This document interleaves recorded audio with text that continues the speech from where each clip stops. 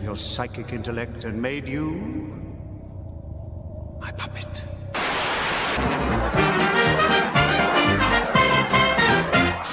It's a bullseye!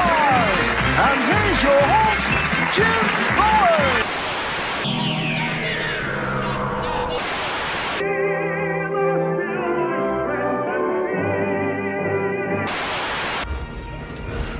Perhaps today is a good day to die. Prepare for running speed! Sir, there's another starship coming in. It's the Enterprise.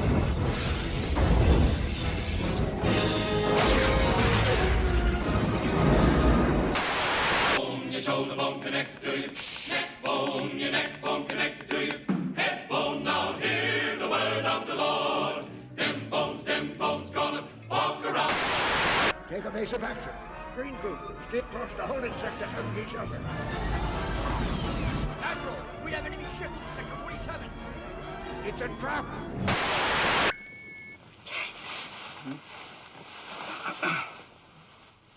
.007 Triple X. Bond, what do you think you're doing?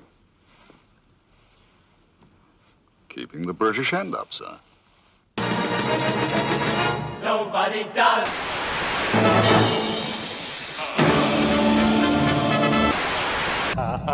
Sorry if I scared you. You'll like this bit. Yes, indeed, ladies and gentlemen. Yes, indeed. Good evening, good morning. You will like this bit. The great Tom Baker has said that. You hear I'm a bit hoarse. Man, I have had a banger of a weekend. Oh, my God. See, in Israel, Sunday is Monday, right? Weekend is Friday and Saturday here in Israel. Where you are. So you're still enjoying your weekend. I was hard at work day.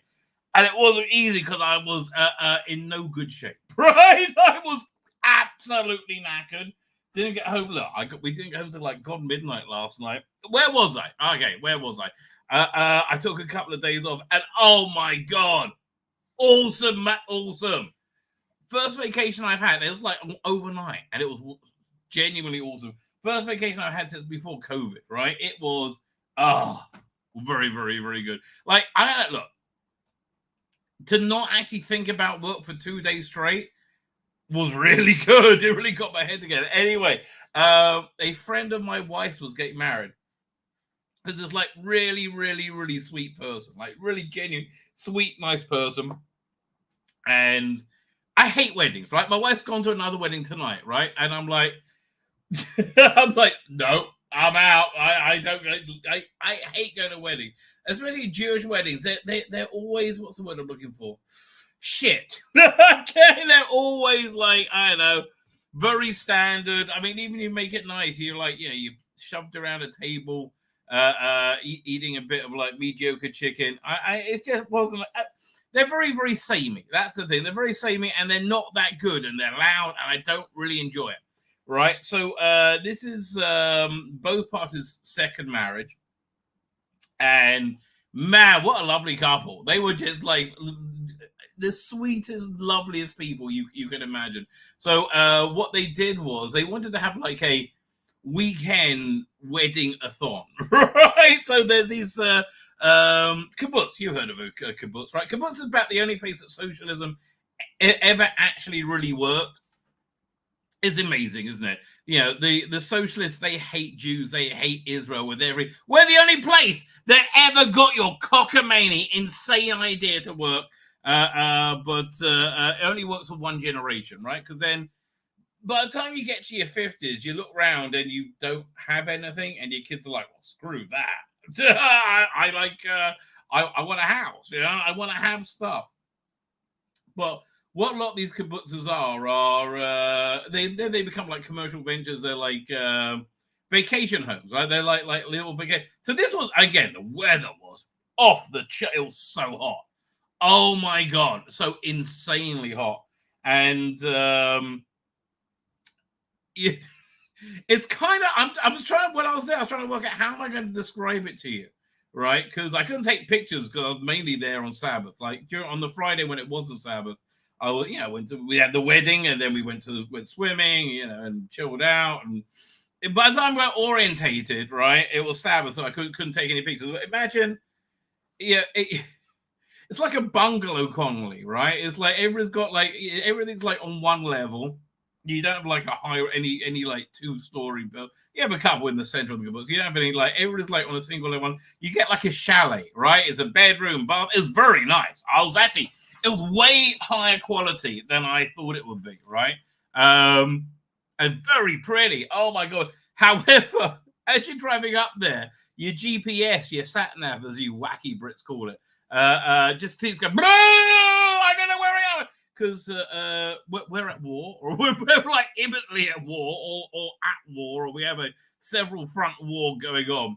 So sometimes the GPS gets scrambled, so missiles can't hit you accurately, right? So so that was wild. But when you get it's like this idyllic green paradise. It was so beautiful, right? It was so really, really very, very beautiful. But what I found the most beautiful, right, was the guy who was getting married, who I met for the first time, is starting a catering business, and he smokes meat. Ah, ay caramba, Ron, that was insane, right? That was insane. So before the wedding, he set up this table with like this deli paper all over it, and had little mounds of different like things, like mounds of like corned beef and pastrami. It was freaking incredible, right? Just incredible. He said, he said like 300 kilos of meat. He smoked for it, which I guess it would be expensive if he was paying himself to do it. But it was, as he's a caterer, it was doable. He made this brisket. Oh my god! It's one of. Is Lonnie in the chat? Hope Lonnie's there. I was eating it and going, oh man, I would, on comics. I wish Lonnie could. Lonnie knows how to smoke, right? I think he's from Texas, right? It was one of the best briskets I've ever had. Even the chicken was good. It was just like it was like being on a cruise. It was like unlimited, insanely good food. And an open bar as well. Open bars are cheaper for Jews, right? Jews get excited for the food, right? Whereas we find you Gentiles prefer the bar, right? So imagine going to an event with an awesome bar, right? And then transposing that with the food. That's what it's like, right? That's what it was like. And it was really, really nice. I really enjoyed being older at this point because we weren't like the altar cuckers, right? The old people, but we were significantly older than like a good 10 years old. So we're in a phase of life where all our kids have moved out, right? Oh God, it's so good. Let me tell you, it's so good. Okay, it's a neighbor of mine was said to me about a week or so ago when all my kids were home for Sabbath. They're like, oh, you must enjoy having all your kids home. It was about a month ago. You must enjoy having all your kids home. I said, you think so? You think so, wouldn't you? So it's awesome when they move out. Oh my God. But there was all these kids there, right? Because it was a very family thing. It was, religious families, they have like 4 to 6 kids each. And so you had all these little kids like running around here, which were all really cute. And I got to like hang out with them. And nobody looked at me like I'm a pervert when I started talking to a kid, which I think you should look at me when I was like, well, so cute. This little like 3-year-old comes and sit next to me. I said, hello, what's your name then? I got to be like the somewhat naughty Zeta of the group, which is Zeta's grandfather, which I just had a lot of fun with, right? I had a lot of fun with the kids. So yeah, no, man, I had a freaking absolutely fantastic banging time. I'm so glad for the time off. I'm so glad for the swim. I think it's the first time I've been swimming since before COVID, right? Since before COVID. However, oh man, it was one of the pools. They didn't even have a ladder in it.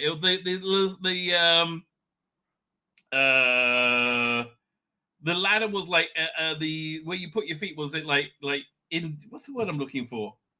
Inside the pool instead of having a ladder outside. So I was reasonably drunk by the time I'm in the pool, right? And I'm like, oh, it's great, floating around. And I go to get out. I'm like, fuck me, I can't do this. I can't get grip. So. I can't. This is why I had fun, right? This is why I had fun. The friend of my wife's husband, Kate, jumped in. He got this other guy who I didn't know, who was also in the wedding party. Like massive, big Hasidic guy. Like So he went behind me and pushed my ass up, right? And I was like, "Bleh!" The big guy came in front of me. And I got out of the pool. But it was, it was a fun time. Was a fun time. Was how anyway. It's actually been a lot of fun going on in the world of late, right? Although we're about to hit, I don't know, a rather scary time in Kabbalistic Jewish law. This is why the schedule is completely messed up this week, right? Completely messed up. I am on tonight and I'm on tomorrow night. Tuesday I'm off, right? Why am I off on Tuesday?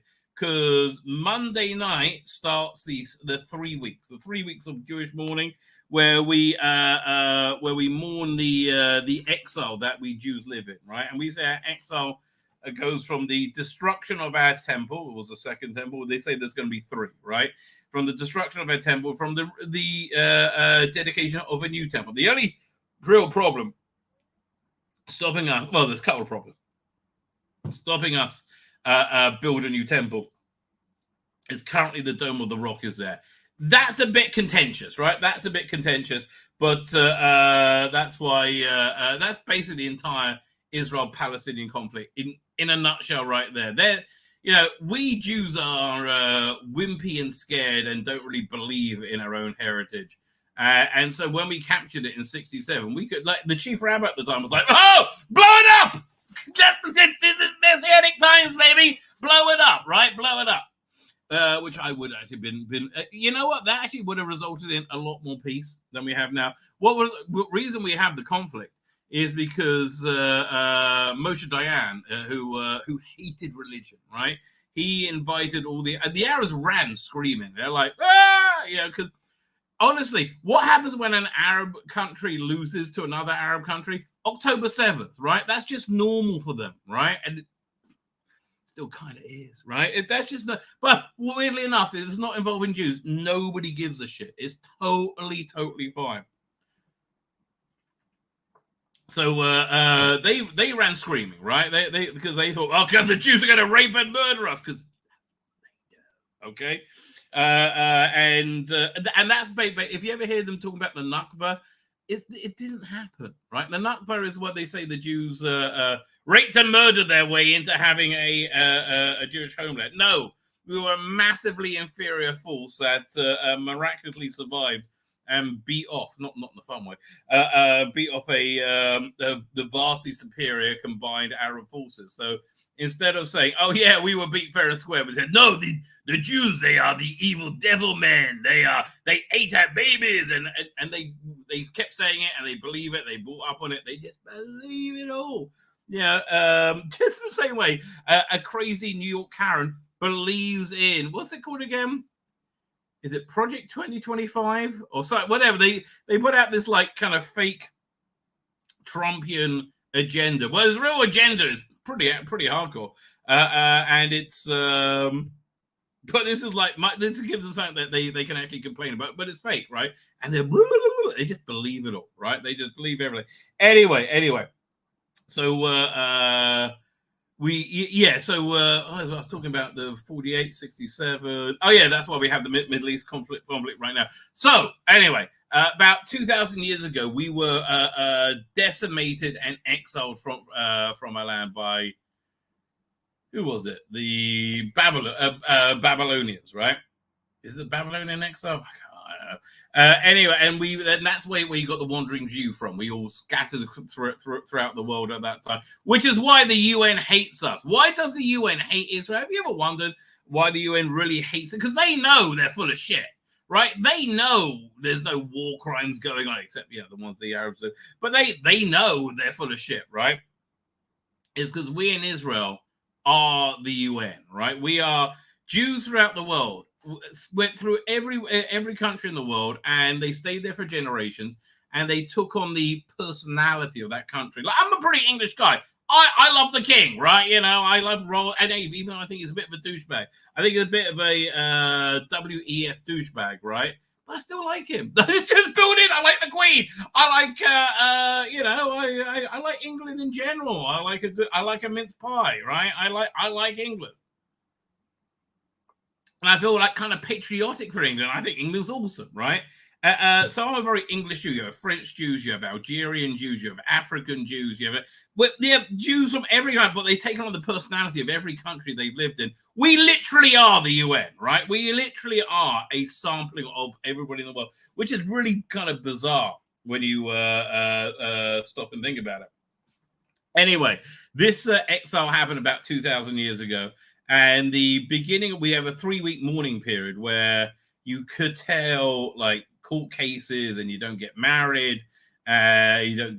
That's why there's a lot of weddings going on right now. You don't have weddings, and you minimize. You don't listen to music, and then in the last 9 days you don't eat meat, and you don't drink wine. I've always had a big disagreement about weed, right? Like people are like, well, weed's not listed. I'm like, well, fuck you, really. It's not really in the spirit of it, is it? Because you're supposed to be mourning. And then the last day of it, right, which, again, it's going to be Monday 3 weeks from now, you have a 25-hour fast. Like, 25 hours. When I say fast, I remember I was on a stream with Father Miller once. He was talking about a fast he had to do. So, yeah, how do you do the fast? Said, well, we don't snack in between meals. Like, motherfucker, really? That's how you fast? You know, we fast, we don't eat or drink. In fact, the biggest days of childbirth in Israel are 2 days after this fast, called Tisha B'Av, and 2 days after the other fast, was all the 25 hours, which is Yom Kippur, because women who are pregnant try and fast, and it induces labor. They are the biggest days for childbirth in Israel. Anyway, so it's a dark time in history, and I don't know. I think if things go south, it's likely it would happen in that time. Like, we've all just been waiting for this big Lebanon war, or who knows what's going to happen with Netanyahu going to visit America. Who knows what's going with Biden? They said Biden was going to step down on Friday. He ain't going, right? He ain't going. They should pin the Trump attempted assassination on him, right? Because there's so much weird stuff with that, like so much weird stuff with that. I heard today, that the shooter flew a drone over the area like half an hour or so before. That's impossible, right? That is like, what was it? I think Don Jr., Donald Trump's son, Don Jr., was stopped from flying a drone over Mar-a-Lago because Trump was in residence there. You can't even take off. A drone can't even take off if it's not if it's like a no-fly zone. And anywhere you have a politician speaking like that, it's a no-fly zone. So there's just so many weird questions, like how did this guy get on that roof? How did all the police see him and then ignore him? I think there's somebody in command saying, "Oh, don't worry, that he's taking care of. That's not to worry. He's with us. Don't worry about it." Right? I think that's what probably went down there. You probably has one or two people being very naughty, right? And there's man, I'm still like amazed that like we are living in an alternate dimension right now, where Trump wasn't assassinated. I mean, I showed you the clips on what was it, Thursday last week, when you saw how close that bullet went. I mean, like literally, it was going.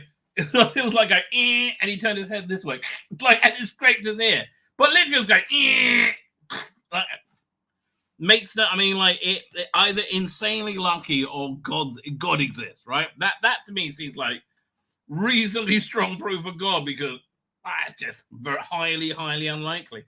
Anyway, but because of that, we saw why God gives one hardship, because the way they bounce back from that is, it's done stuff that nobody really saw happening. So last week, I was following all last week, you had the Republican National Convention, and it's so American. Oh, God, I loved it, right? I absolutely loved it. Let me find some clips, okay? Because there's some bits in it that are, especially if you're English, you're going to look at this and go, wait, what? Like, what? Don't you wish politics was like this in England? Okay. This is probably one of the highlights from it. But what I found out was I love Hulk Hogan. Again, Hulk Hogan is pure Americana. Like this is pure deeply concentrated Americana, goofy, funny, strong, and just this, right? Check this out. It's in a room full of real Americans, brother. And at the end of the day, with our leader up there, my hero, that gladiator, we're going to bring America back together. Okay, wait, I got a question. What's with the cheese on the head? What the hell's up with that? Why are they wearing cheese hats? I'm sure there's a reason, right? I'm sure there's a reason. One real American at a time, brother. And the incredible stuff with all the lawfare they've tried, right? With everything, I think he's now the cleanest guy in the world. I was convinced he stopped Stormy Daniels and a bunch of, because why wouldn't you? For goodness sake. I mean, not Stormy Daniels. I will go for I don't know who the new porn stars are. What's the look?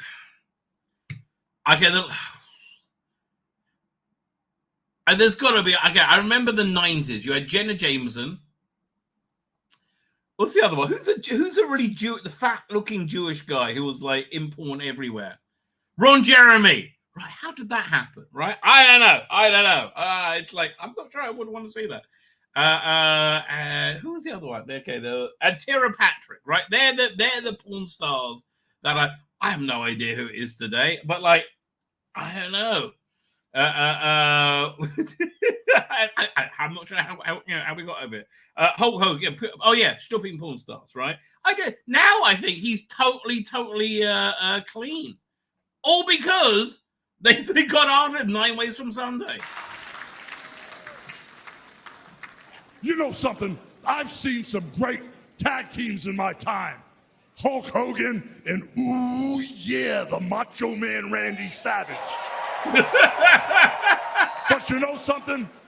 I see the greatest tag team of my life standing upon us, getting ready to straighten this country out for all the real Americans.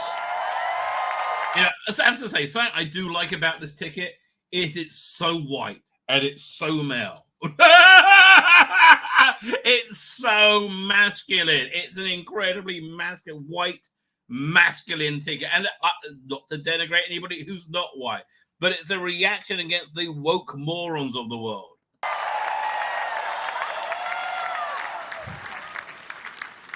You know, even though you guys are real Americans, you better get ready.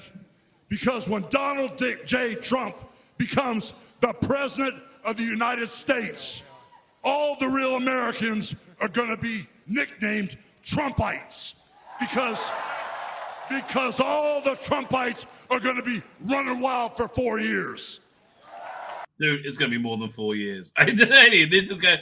Yeah, why are things so awful in England right now with Labour? And Labour have just been like, let's fuck everything as much as humanly possible with no mandate from the people whatsoever, right? Once again, I'll remind you, they got less votes in 2024 than they got in 2019. I'll say this the other day. Once a generation, you need to see what real left-wing politics is like. And I'm kind of a lefty, frankly.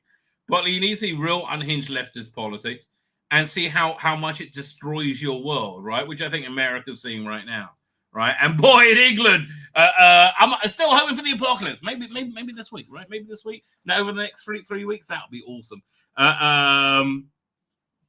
Yeah, that would be fantastic. I don't know anything else you can do. Like it's just a shit show in England. So with the power of Donald J. Trump and all the Trumpites running wild, America is going to get back on track. And like Donald J. Trump said, America is going to be great again. I'm waiting for him to get to the good bit. All this is pretty good. You know, when I look out and I see all the real Americans, I think about how Donald Trump, his family was compromised. When I look out there and I see Donald Trump, I think about how his business was compromised. By the way, one of the reasons I like Hulk Hogan was he used to live in Miami Beach, right near where I did, right? And he had this reality show, like everybody loves Hogan, everyone loves, I can't remember what it is, but there was one time he was doing a barbecue, but he wanted to get everything from the kosher store. Said, yeah, that way we know it's going to be super clean and good for you, yeah? We're going to go to the kosher store. And it was my kosher store, right? It was, what was it called again? Kosher Land? I can't remember. If you can find, look at YouTube for Hulk Hogan kosher store. It is freaking hilarious. But what happened last week when they took a shot at my hero? This is it. This is why American politics is so much better than pretty much anywhere else in the world. And they tried to kill the next president of the United States. Enough was enough.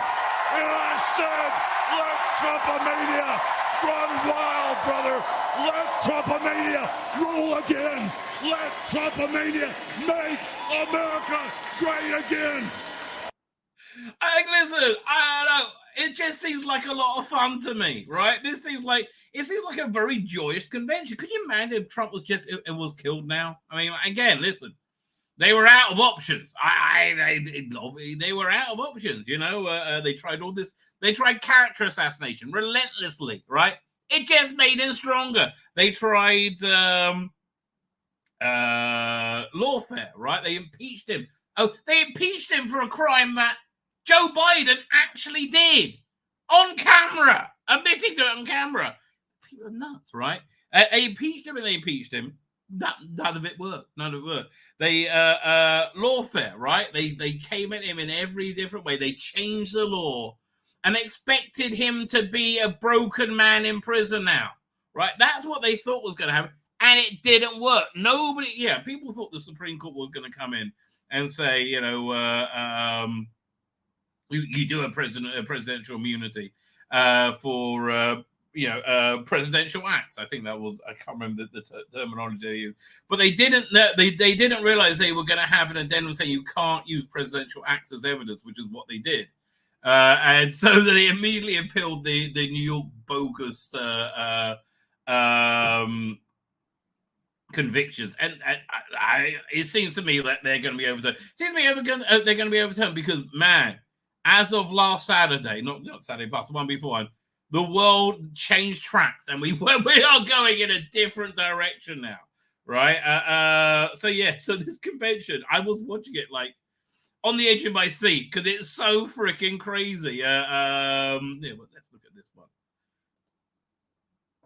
Took a shot. Oh yeah, okay, fine. So we've seen that height, and I made PBS put this out. You imagine how much they're like, oh no one's going to take us seriously. Let's see what Tucker had to say. Who predicted Trump's assassination attempt, anyway. He turned down the most obvious opportunity in politics to inflame the nation after being shot. To inflame the nation, which is an opportunity that almost every other politician I've ever met, and certainly his opponents, would have taken instantly. In the moments, the days... That is damn true. That is so damn true. Yeah, they would have milked that for all it's worth. The week after the shooting, he did not say that. He did his best to bring the country together, and I thought, this is the divisive figure, this is the irresponsible person. No. This is the most responsible, unifying behavior of a leader I think I've ever seen. My father was clear it would not be easy, that there would be a huge price to pay, and that the attacks would be vicious. Oh, that's been true, hasn't it? Looking back, that was an understatement. The made-up Russia hoax, the sham impeachments, the efforts to destroy an unbelievable company, a company that I run today. I mean, like, you look back at the Russia hoax and you go, yeah, well, that wasn't so bad in comparison to what came next. The efforts to cancel us, to silence him, to gag his free speech, and to drag him through every radical left courthouse in America, to take his life. Yet through it all, he's shown unwavering courage and determination. I mean, look, say what you want. I wouldn't have the presence of mind. If I just got shot in the ear, right? I'm like, what the hell? I wouldn't have the presence of mind to get on the floor. I'll be like, that man is shot. I'm telling you, it's again, but by the grace of God, he would be dead. Not just in public, but in every private conversation with me and our family.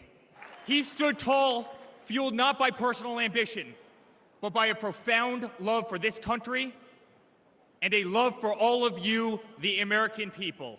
Yeah, and when you say that to people who hate him, which there are many of them, it's like garlic to a vampire. It's like sunlight to a vampire. Like,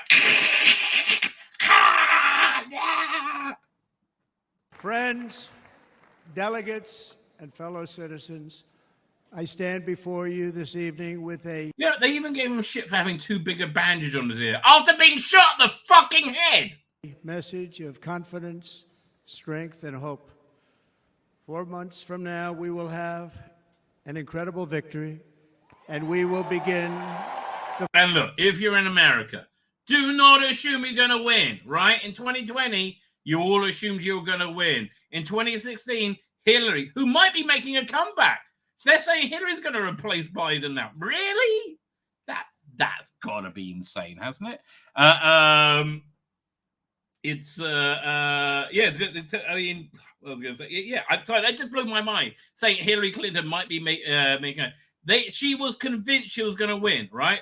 Everybody was. I was convinced she was going to win.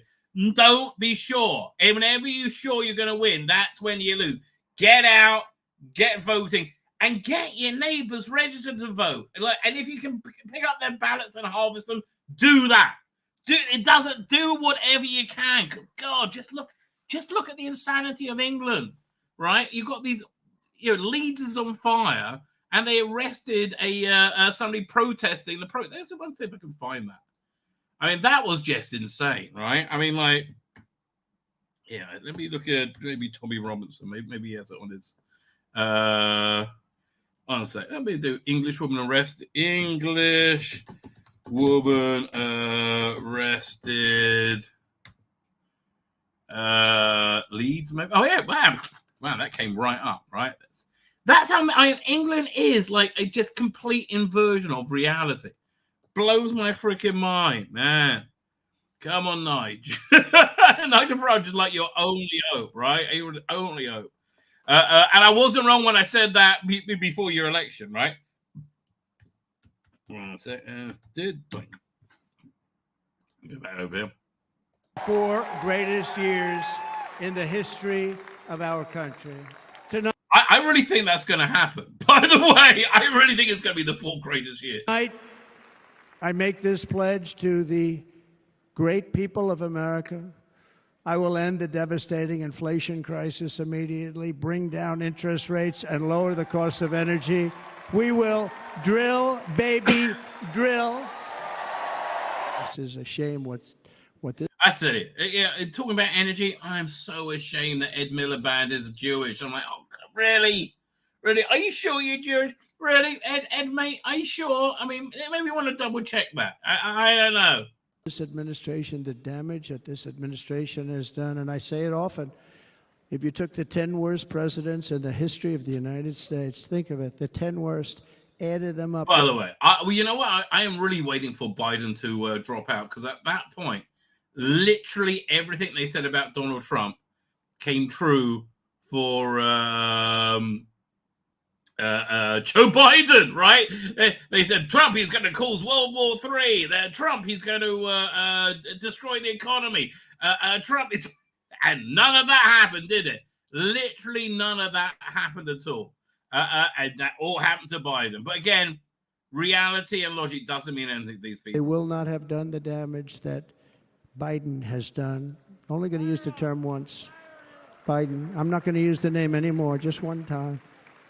To keep our families safe, the Republican platform promises to launch the largest deportation operation in the history of our country. Again, what is even controversial about that?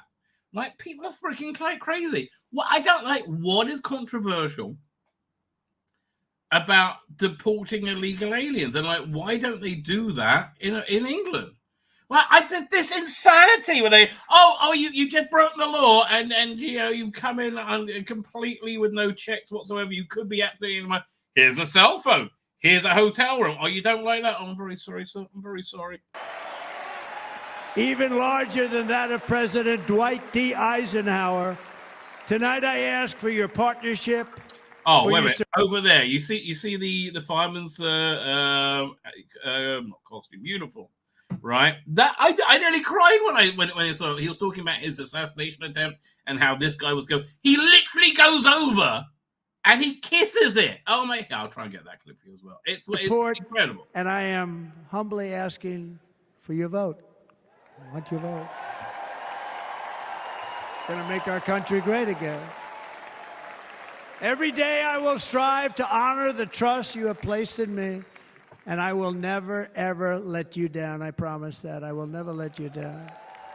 You see, the thing is... To all of the forgotten... That's actually believable with Trump, right? I mean, look, he got shot in the fucking head and got right back up to work again, right? That, I think, is pretty darn impressive. I just do.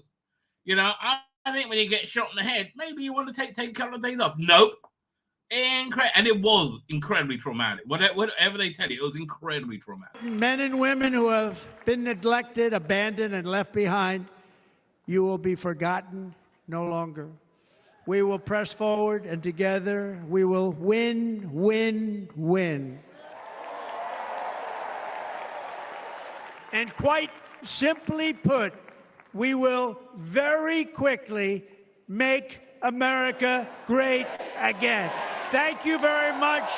Thank you very much. And you know what? It is going to make your head spin how quickly things get better. Like, it will make your head freaking spin. Wisconsin, God bless you. God bless you, Wisconsin, and God bless the United States of America. God bless the United States. And may God bless the United States of America with Donald Trump, right? Because, man, that's a blessing. Meanwhile, in England, look at this. So Leeds is on fire. And I don't even know what they're rioting about. I know that the honestly, I think Arab culture and Western culture is different, and I don't think that's a racist thing to say. Right? It is different, and like doing this shit is normal. So people don't really like that. Screw you if you don't like that. You're English. This is what happens to you. I don't give a fuck. Arrest me then. You want to arrest all this lot? The ones who put...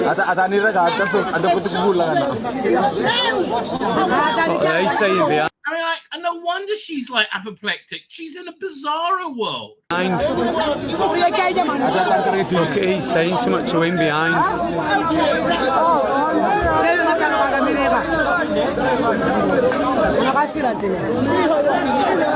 This is just, I mean, like, I don't know how you're a police officer and you can look at yourself in the bloody mirror. It is, right? Really? This is what you fucking pussy morons have come to?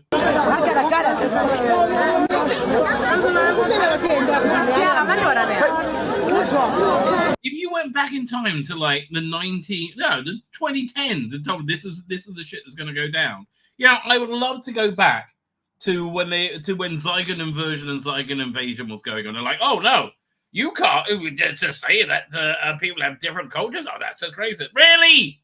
Well, this is really what it's resulted in. No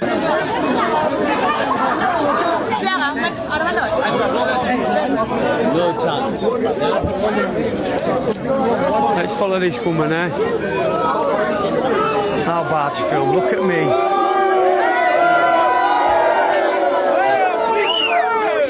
Being arrested. Come on, tap the screen. Look at that. 4 cops. Because they're doing fuck all else with the actual people burning down the fucking building. Alright, Sammy, I think it's, I forgot his name now. Yeah, they're hoping they were here again last night. Guys, can we ask you to just give us some space to deal with, okay? Right, let me go around this way. In space. I'll give you... Oh, sorry. Didn't see that little thing there. Again, look, I think England can bounce back, but you need a good leader, right? You need a good leader. Here, I just want to show you this before we wrap this up. I wanted to show the tribute to the firefighter who lost his life, the retired firefighter. Thank you. Let me whiz forward to it. Oh, here it is. Yeah. Again, this isn't even political showmanship. I think he's generally emotional. Fine man he was.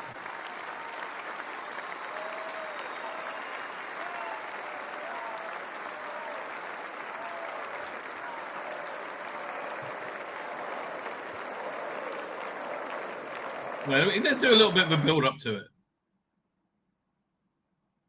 Shown by that giant audience of patriots that stood bravely on that fateful evening in Pennsylvania.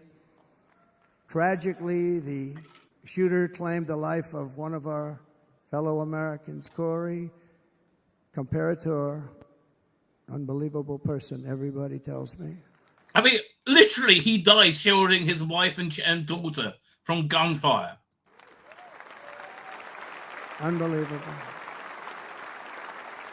And seriously wounded. 2 other great warriors. Spoke to them today. David Dutch and James Copenhaver. 2 great people. I also spoke to all 3 families of these. Right, do you notice how he was able to get the names right? Which I don't think is a trick that Biden's managed as yet. When he actually does, when he actually does mention his name, he never gets his name right. Tremendous people. Our love and prayers are with them, and always will be. We're never going to forget them. They came for a great rally. They were serious Trumpsters, I want to tell you. They were serious Trumpsters and still are. But Corey, unfortunately, we have to use the past tense. He was incredible. He was a highly respected former fire chief, respected by everybody. Was accompanied by his wife, Helen, incredible woman. I spoke to her today, devastated, and 2 precious daughters.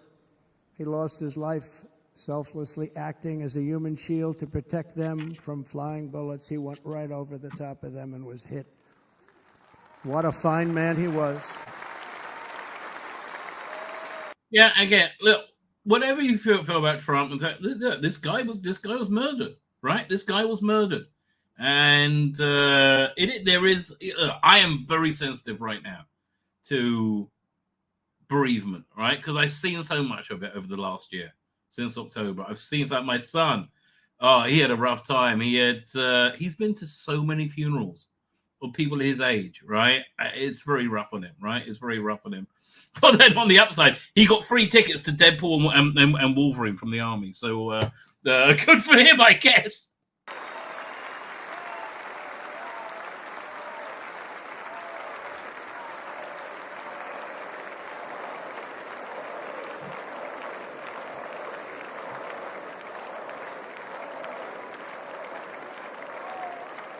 I don't give a shit if he's faking every second of it.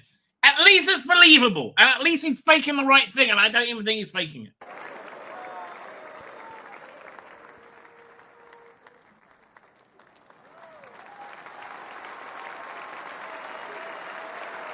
Fuck president. They should make him king of America. This guy deserves to be the first king of America. You don't think Americans don't want a king?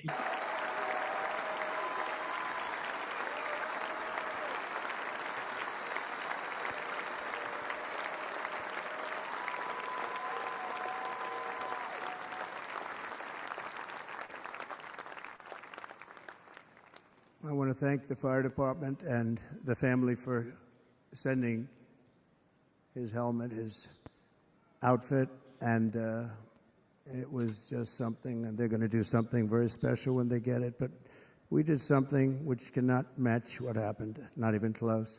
But I am very proud to say that over the past few days, we've raised $6.3 million.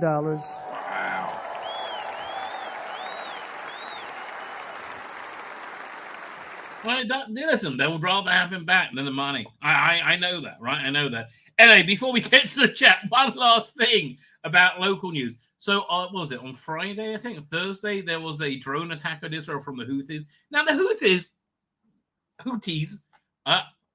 we all look at it as a bit of a joke. Like, fuck off. fucking little tiddlywinks, right? Fuck off, right? And I'm saying this as a spokesman for this country. But really, like what they declared war with a music video. You fucking pussies. Anyway, so the Hooters fucked around. They found out, baby. What's it look like when you fuck around and you find out? I will show you exactly what it looks like. Share screen. Doink. So Israel retaliated with this like huge bombing raid on their port. Right, man. Look at that. That is.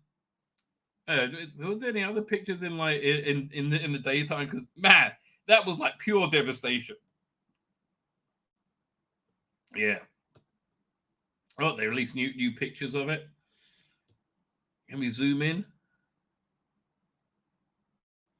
Yeah, I mean, like, you want to start up? Okay, right. But it was what was the headline? 1 second. Where was it?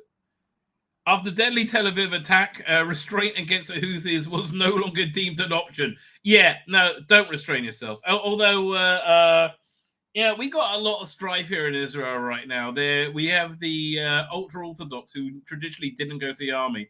They're being drafted, and I think there's going to be bad news. I think it's bad news for the nation of Israel, all right, for the Jews. Even though I think they should be doing the army. And I think they're missing out massively by not doing the army.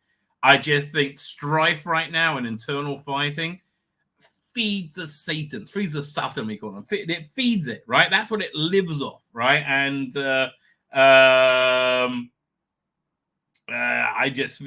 would not empower it.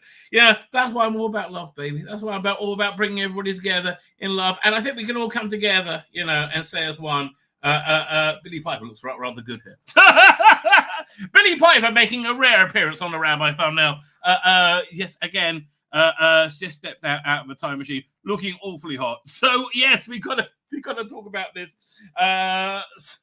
Russell T. Davis says the quiet part out loud, and he kind of does. I finally kind of worked out what's going on, how he thought this was all going to go down, right? So Russell, as Billy says, so Russell's plan was to flood Doctor Who with nostalgia to distract from the relentless queer wokery. Yes. And he's amazed it hasn't worked, right? He's amazed it will work. And I was so sad. Ooh, just imagine. Deadpool Wolverine. I should really look at their that trailer. Maybe hopefully we'll get to that. Disney ditching Doctor Who. We don't know, but there's some stuff we need to talk about with that. And Deadpool Wolverine, the secret plan. Fine. Let's get to chat later. And only an hour in, never mind, 15 minutes in. I will catch up. I will persevere. Only said I go on a week's holiday and Trump nearly gets assassinated, bounces back. England loses the Euros. Strictly comes dancing, goes me too. And Big Finish digs an even deeper grave. That was last week. I still haven't heard back about my refund, right? I have not for once and future. I mean, they're such twats. They really are. That being said, they're putting out some good products as well, right? What's it called again? Goth Opera. Is it Goth Opera? No, Blood Harvest. No, Blood Harvest was the new event. Goth Opera. Freaking awesome. I mean, honestly, I'm 2 discs into it. I can't wait to finish it so I can review it. It is the best Doctor Who I've encountered for a long time. It is really, really good, especially if you're from that era. If you like the Peter Davison era, this is primo Doctor Who. All right, this is like the polar opposite of the Doctor Who we got on TV, right? Imagine the Davros sketch, right? And think of as far as you can get to the opposite of that. And that was just shit all the way around. It was just awful. It wasn't like you did, like the whole point of it with David Tennant putting a plunger in. But that was last week. Anyway, I just started. Welcome back. Anyway, Connor Archer, how you doing, mate? Thank you for joining us. The holiday in Cornwall, and I think weather-wise, we picked the right week to go. Man, it was so hot. It's still hot. Yeah, let me see if I can find the weather. I think Israel weather. Doink. Yeah, it's like where is this? This is based in Tel Aviv. It gets Israel. Oh, do Israel Golan weather. That's because that's where I was, which is slightly hotter. Doink. Yeah. 36, 30, 36, 34, 34, 33, 36. It is hot. Oh man, it is too damn hot. It's too hot. One of my favorite songs. Cream Cracker says Kensington. That is right. All right. Once is a coincidence, twice is happenstance, 3 times is enemy action.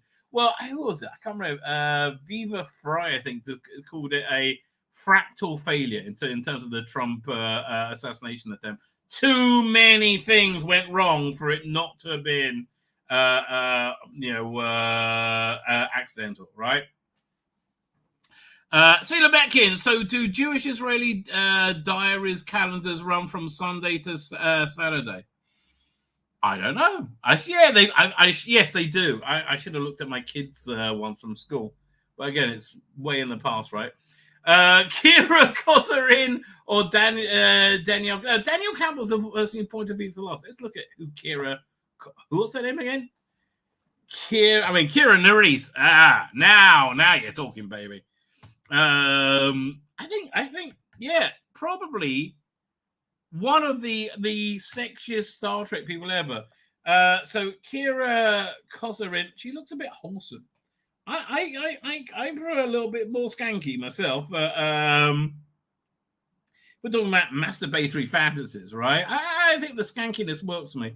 I mean, she's pretty, but like not really doing anything for me. Right? I am again.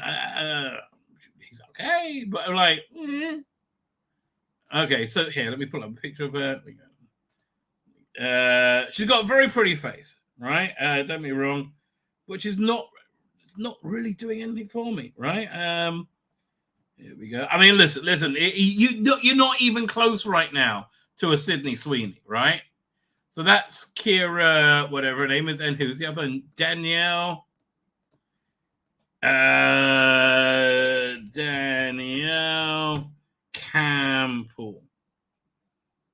I wonder, that reminds me, is Snowpiercer been on yet? Okay, both very mediocre, right? Yeah. Both very, very mediocre. I would not even consider cheating on my wife or with her. I'm trying to find a better picture. But like, not sexy, right? Not sexy at all. I'm not saying I would cheat on my wife with anybody's likely, with a Sydney Sweeney. Right, but at least I'll be going like, I have to think about it, right? It's not a slam dunk, no. And yeah, it depends how politely Sydney Sweeney asks, which I'm a bit of a sucker for politeness. Okay, I can't even find a sexy picture to here. 1 second, let me see if I can do another search if I can find something a little bit harder. Yeah, no, none of this is working, right? None of this is working. It's all. Yeah, she looks like a 12-year-old to me. I prefer my women to be more, girly. Womanly, I should say, not girly. More womanly. There you go, here.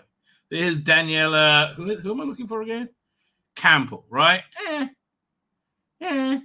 Fair is the way. Oh, sorry, there you go. Fair is the way. Yeah, no. And also, I am... a bit into the boobage myself, right? I think that's kind of an important thing for me. So neither get a me raising my scepter. Yes, says the soldier engines. Did you catch my security update that took down all of Microsoft computers? Because I did. Oh, Ecky Thump. That would make sense. It was her, right? That would totally make sense. Archibald Lazarus is here. Rabbi's been pressing. You do not even know, mate. Oh my God. You do not even know. Why can't I say by the rivers of Babylon? By the rivers of Babylon. I would love the people who wrote that. It's called. It's an ancient song for written during the exile, right? I would love to be able to like see into the future to see Boney M performing that. Tzvi Lebetkin, Babylon, Egypt, the diaspora. You guys just cast a book. We would like to. We would very much like to. Ezra Gosling, that doesn't work for me, brother. What doesn't work for you? I don't know. What was I saying? I don't know.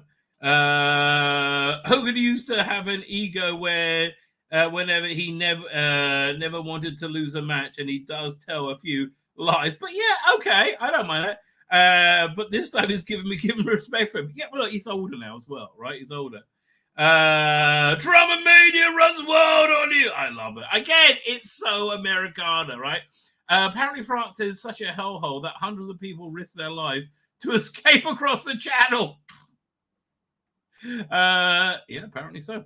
TARDIS time is there. How you doing, TARDIS time? UK needs a Trump. You got Farage. Farage is your man. And I don't know. I would like to hope he's going to be the next prime minister. Catherine Fee is here. A lot of Brits don't want a king. I see, again, I got a lot of affection for the king. It's because I had a lot of affection for the queen, right? I never finished watching The Crown when it got into like the final season. But I think he's a bit of a doofus in most respects. But it's just built. It's bred into my core to be a royalist, to love the royals, and it is like if you're not English, you can't really understand. Did I catch up? Did I miss anybody? I don't know. But I'll call up with the chat. That's pretty good.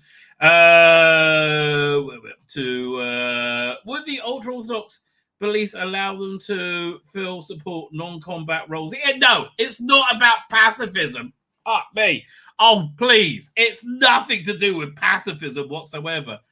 It's like this. Okay, so we in Judaism, in Orthodox Judaism, feel that having a people studying the Bible, the Torah as we call it, is something vital for our national defense, right? I think that really helps us, right? And you have this entire sector of people called the Haredim, the ultra-Orthodox, who don't do the army, and they study, and the rationale is that's what they do for the national service.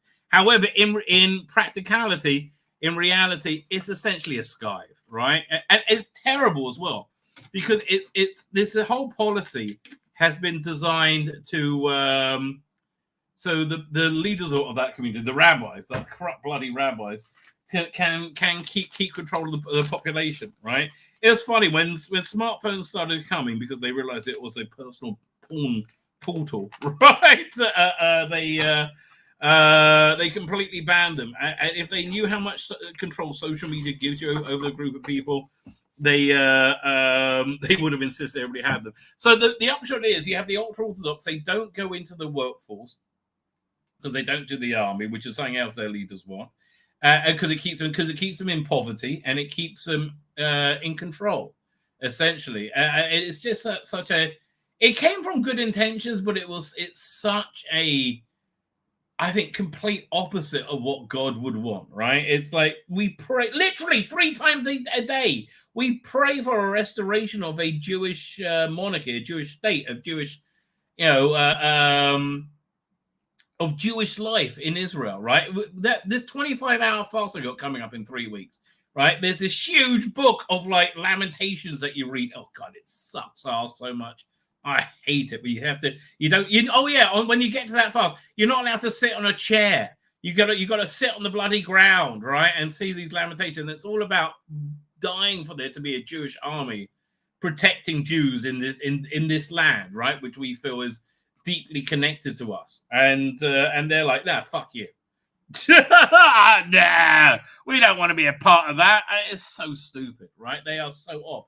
However, so it's not about pacifism. So they were, and they get benefits, but they got their benefits. I think they're gonna not get benefits if you have a family member who's supposed to go to the army and doesn't. And so that's why they're freaking out. They were getting something for free, and now not so much. Oh, Ultimate Balance is here. Man, you just missed me going over the RNC. Oh, you would have loved that stuff. Rosny Davis is the worst in 2024. I'm convinced he's been replaced by a dupe clip from a queer Earth where the human race is going extinct and women and men live different communities. Well, that could be. That could be. When you have a chance, watch the beginning of the stream. You would have liked all of that stuff, right? It's totally up your street. The globalists and particularly the EU hate. I mean, with seething envy, hate British culture. Yes, they do, right? Because they're jealous of prestige. Even Hitler didn't want to destroy it. He was envious of it. I wasn't aware of that, right? I wasn't aware of that. Oh yeah, he worked with what's his name? The deposed king, the king who abdicated. Whatever his name is. Fine with that. Let us move forward, right? Where are we going to start? Shall we do? Yeah, let's start over here. Actually, got a few things to pull up, so we'll start with Russell Davies' column from Doctor Who magazine, because I think that's very, very indicative of what he wanted to do, right? I think it's very, very, very indicative. Oh, man. And then, yeah, that segues quite nicely into Jason Quinn. Man, I mean, like, yeah, I was reading this over Sabbath. I took it with me. Here, 1 second. Oh, I'll put myself on. There you go. Which is the second part of the 500 issue when you like go through it. It goes through every cover, right, and tells you the story behind them, right? And it's a great nostalgia fest, right? I remember that Christopher Eccleston is the Doctor, man. And then they talk, and there's great commentary talk about how they regenerated the magazine and stuff like that. There you go. And I look at the magazine today, and it's like, oh, man, is it cack? It is just cack. Now this issue's weirdly enough actually has a few things. Has quite a good few good features in it. Goth opera, fucking awesome, right? Fucking awesome. I cannot recommend it strongly enough, right? That is really one of the best things from Big. What's it? I don't know how long it's been one of the best things from Big Finish. Yeah, let's have a quick look. Big Finish. Yeah, let's see how far back we have to go before opening up. Come on, Big Finish. There you go. Let's see how far back we got to go before I find anything that touched that, right? Probably, I mean, probably quite a way, right? No, none of this, no, doink. So the 100% best release this year. Dark Gallifrey, I kind of warmed to towards the end, right? I quite enjoyed that, right? No, none at £30 for that, $30 for that. No. Centaurus vs. Rootons was pretty good. Not even close. I'll give Centaurus vs. Rootons as a series a 7.5 out of 10. It was a really strong series, but no. This I give this is like a 9.5 out of 10, right? Man, back. It's going to be a long time. Oh man, if they got Saffron still back, these are too expensive though. See that their pricing is just wrong. Big Finish, right? If they was cheaper, they would sell more, right? No, nothing even close, right? Something what I was a little bit disappointed with is the second Doctor box set, which I finished. Maybe if I have time, I'm gonna review it today. This is very good. First Doctor Adventures. I generally speaking, I like that range a lot. The Stephen Noonan range, I think it's excellent. But again, this is like a 7.5, 8 out of 10. This is like a 9.5 out of 10. This is like really. This is up there with some of the all-time greatest things they put out. All right, this is up. This is up there with like things like Spare Parts and God, Last Day. That was a disappointment. What else they got? Man, back there. Look, how far back we gone? I don't know if they sold any of these. Look at this, $58 for this book. Are you out of your mind? Are you having a laugh? I mean, I don't think they need to print many up to be sure. I mean, like, hey, look, you can see all the covers. I can see that by going online. No, zero interest, right? Literally zero interest. 10th Dr. Crunch. No, I didn't bother listening to that. Jake Dubman. No, what's the Times? I don't even remember that. And this Paternoster gang, they rebooted it with they put a different doctor. So the first box set they had McGann in it. Second one they had Tom Baker. And the third one they just announced is what's his name? David Troughton or Michael Troughton. One of them playing the second Doctor, right? Yeah, okay. I'm gonna have to go back decades, I think, to be able to find anything that good. I really am. Right? This was good. Intelligence World wasn't bad, but nothing was great. If there's anything more important than my ego, I want it hunted down and shot right now. Say for Peter Brooks. Yes. That's always sage like advice, right? Always sage like advice.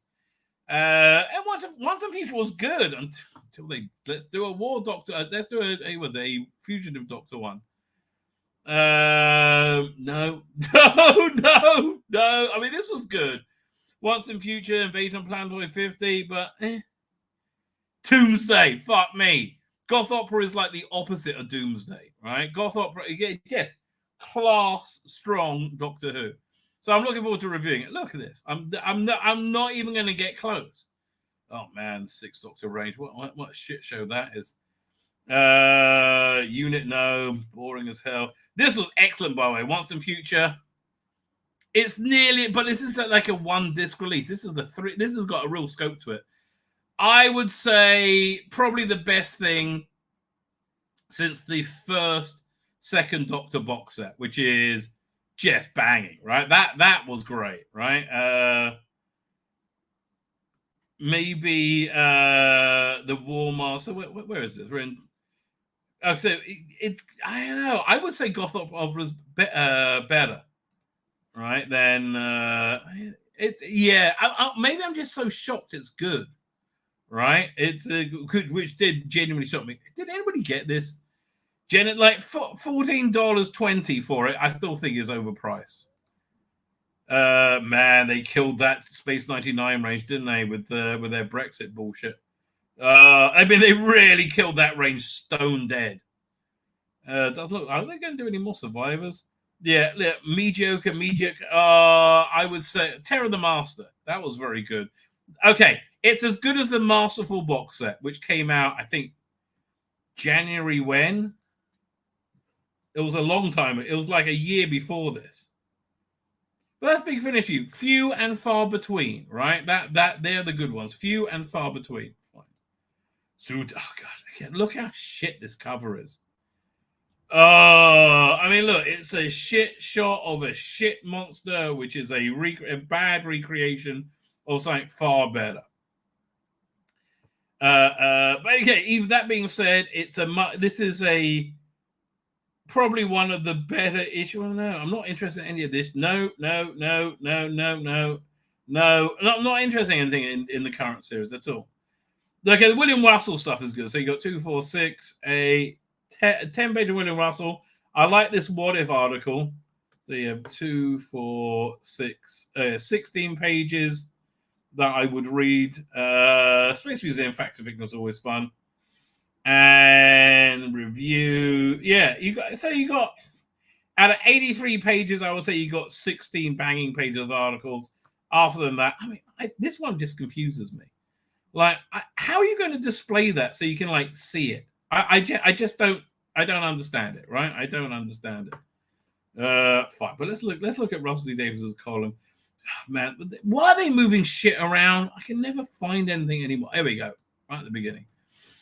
By the way, I think this is a frame from the Doctor Who backup strips collection. Hasn't even been shipped yet, right? I ordered this, I don't know, on the 2nd of this month, I think, 1st or 2nd. Hasn't even been shipped yet. Crazy. Okay, this month we celebrate. This month's a celebratory encounter brings back some happy childhood memories. But what was the Doctor Who story that went around and around? I don't know. Let's see what they have to say. So I was in the BBC New Broadcasting House and I bumped into Louis Theroux. Okay. Okay, this is going to be a showbiz story. Oh, God. It's extreme. I mean, like, how do you make Russell Lee Davies even more insufferable? Have him tell a showbiz story. I saw this headline on Twitter, I think for the New York Post, about this tenant of a New York building who was terrorizing everybody by running around naked and like hammering on people's doors and stuff. But I thought it said David Tennant. I was like, oh man, that has to be my go-to story, right? No, it was just a tenant. Okay, this is going to be a showbiz story. Oh, just imagine. Yeah, yes, there are lots to talk about with the next season just gone. Not really. I don't want to talk about any of it. Honestly, it just was a massive, massive failure. And come back next month when I have important things to say about Ruby Sunday and that woman. But I don't really give a shit. I mean, like, oh, where is that picture of Millie Gibson a couple of people sent me, which is perhaps one of the greatest pictures of all time. Anyway, this is worth taking a little bit of a detour to find it. Is it over here? Because it is one. Oh, here it is. Again, if you were unsure if there's any opposition on the Millie Gibson Awesome switch, you will find out from this picture. No, there is not. There is no opposition in the Millie Gibson Awesome switch. Can I get this open up? Doink. There you go. There you go, Millie. Hang on. Now I've totally lost my place. There we go. Look at this. Okay. Not only am I funny, and I would laugh at any joke you have, darling, I also have nice titties too. I mean, Millie, how'd you get any freaking better? Oh, you're so well off outside that shit show of Doctor Who. You're so well off. You're so much better than anything they put on screen, right? Head and shoulders above everybody. Fine. So be a showbiz story. Do you see how I recoiled from that in horror and fear as soon as he said, "Oh God, help me"? No. There's been a lot to talk about. Okay, fine, right. Woman, but come on, show business calling. So bear with me. Yes, lovey. Everybody loves a lovey, don't they? I don't really know Louis Theroux. We've never met, although I'm a fan, and I know him to say hello to. But I once ended up on a Zoom with him. He's lovely, and I know he's the son of Doctor Who. Oh, really? Who's his father? I know his son is a fan of Doctor Who. Fine, I thought it was the son of somebody who played the Doctor. As I think Louis was when he was young. So we say that clumsy hello of people who've only ever met on Zoom. I say, "It's you. Oh, yes, how marvelous. In the flesh. Oh, just imagine. Glorious." And he's a very clever man. He quickly gets to the heart of what I'm thinking.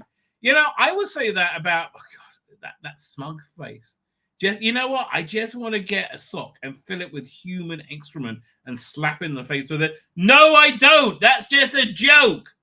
I don't recommend physical violence, right? By the way, something really annoying me is all the people saying, "Oh man, Donald Trump should have died. What a pity he missed. Somebody should try again." We've always said on this side of the aisle that free speech ends where it's a call to actual violence, and there is no comparison whatsoever for canceling somebody because he used an example of somebody not using pronouns or something like that, something really incongruous, and getting somebody being fired because they call for actual violence, right? There's no comparison whatsoever. All right. Yes, we're watching, he says, phew. And then he says, it's great, but we've just paused halfway through Dot and Bubble, so I haven't seen it. What the hell is he talking about? He's a very clever man. He quickly gets to the heart of what I'm thinking. Yes, we're watching, he says. Did he say, yeah, in the flesh. And he's a very, fine. So, yes, he's watching. But we've only just paused halfway through Dot and Bubble, so I haven't seen that properly yet. Just get out now. Louis, just get out now. Don't bother, right? Has Lindy met Ricky September, or is Bertie Lester's leg still visible? Okay. But Louis goes on saying, it's great now. It's not. Doctor Who is really genuinely shit now, because you can look up all the old stories from the Whoniverse. Well, that is nice. I agree with you. On the iPlayer, and they've just had a wonderful time. Him and his son watching, what's it called? The one with the dragon in London and the Chinese god. And that marvelous man who's the owner of the theatre. He keeps talking brilliantly. It's so clever. I said, the Challenge of Weng Chiang. I hope you told your son, about the trigger warning, because who knows what could happen. Challenge of Weng Chiang again. This is Russell T Davis's go-to methodology. Nostalgia. Member berry. No heterosexuality whatsoever. Every man loves sucking a dick, right? That is the queer era of Doctor Who. Oh, look, there's a chick with a dick. Damn. But look, there's also Unit. Ooh. And that was, again, if you see how shit Unit is, I don't see how what it does in terms of nostalgia, right? That Unit is just with Lenny Rush on his little, what was it, mobility scooter or whatever he's on with machine guns in it. I hated it. Oh, and then you compare it to Challenge of Weng Chiang. Not me. I start quoting Crone's dialogue from part 1. Never seen anything like it in all my puff, Louis says. Lewis is hooting. Fuck me. I'm so sick of you talking about hooting. It's amazing. When the shine comes off, the shine fucking comes off, doesn't it? Yes, that's it. He says, the dialogue is so well written in that. Yeah, nothing like today. It's so tight. Every line counts. And yes, and it's full of character and wit. I say written by Robert Hose, one of the all-time greats. At this point, Jane Tranter arrives because she says, "What the fuck have you done, Doctor Who? What the fuck do you do, Doctor Who? Nobody's watching it. It's tanking. It's failing big time." Oh, just imagine. I don't have to. I've seen the ratings. Hello, everybody. Big hug, Lewis. She knows everyone, of course. I'm aware that behind us, a huge BBC screen is showing Shooty reaching out into the time vortex, and to complete the picture, is that when Sutek was a little doggy on a leash being dragged through the vortex? Oh God, it was awful. And to complete the picture, across the foyer, a security guard sits next to a replica of the TARDIS, and behind that, far down, where the fuck are they? Far down a corridor, a dark bronze, a Dalek, a bronze Time War. Never doubt that this place loves Doctor Who. Well, if you love Doctor Who, why don't they take a relentless shit on it? Lewis hasn't stopped. Lewis hasn't stopped. He wonders what's the other story from years ago. There's lots of guests, and there's a whole thing that goes round and around, and it sort of doesn't stop. What is that? I mean, is it Carnival Monsters? Because they have a picture of it over there. And what can that be? I mean, okay, if it's Carnival fucking Monsters, fuck not Jason Quinn. What the fuck? What's wrong with you? You just spoiled the gap. What can that be?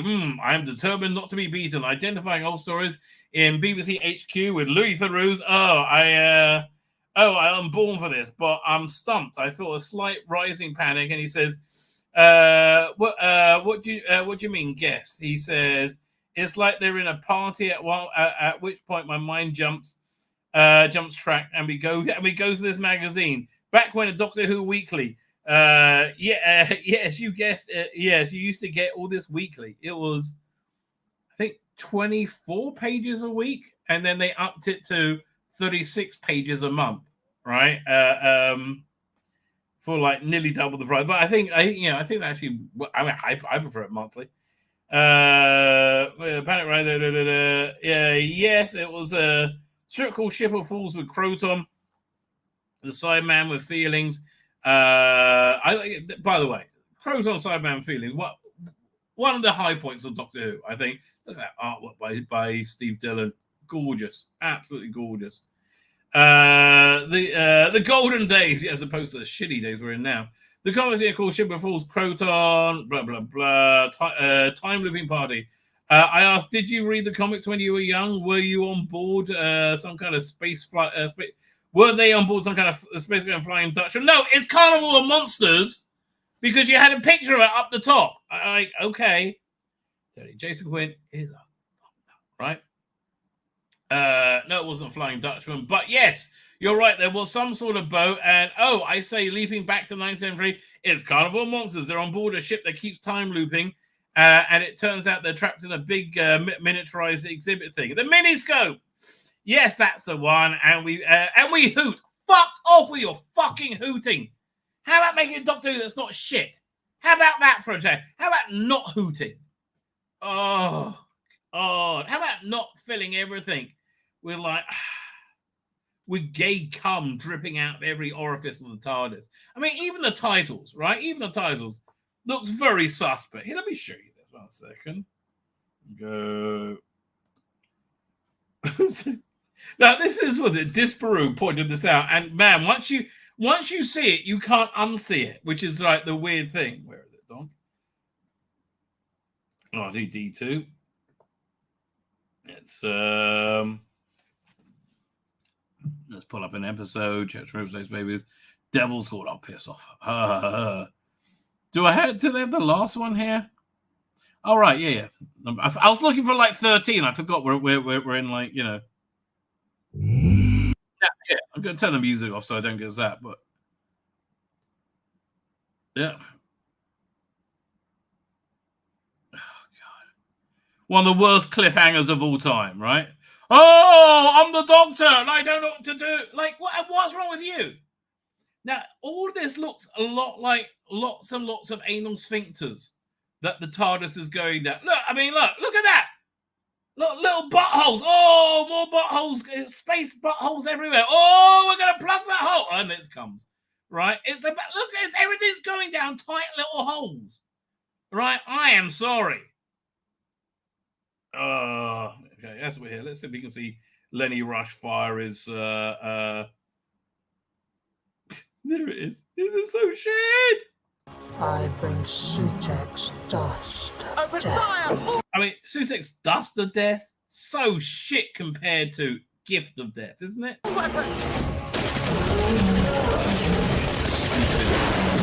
And there's again, and it's even more stupid with Yasmin Finney there for no reason other than to be a chick with a dick. Like this is like, it's not as bad as Orphan 55, but mate, it's not far behind, is it?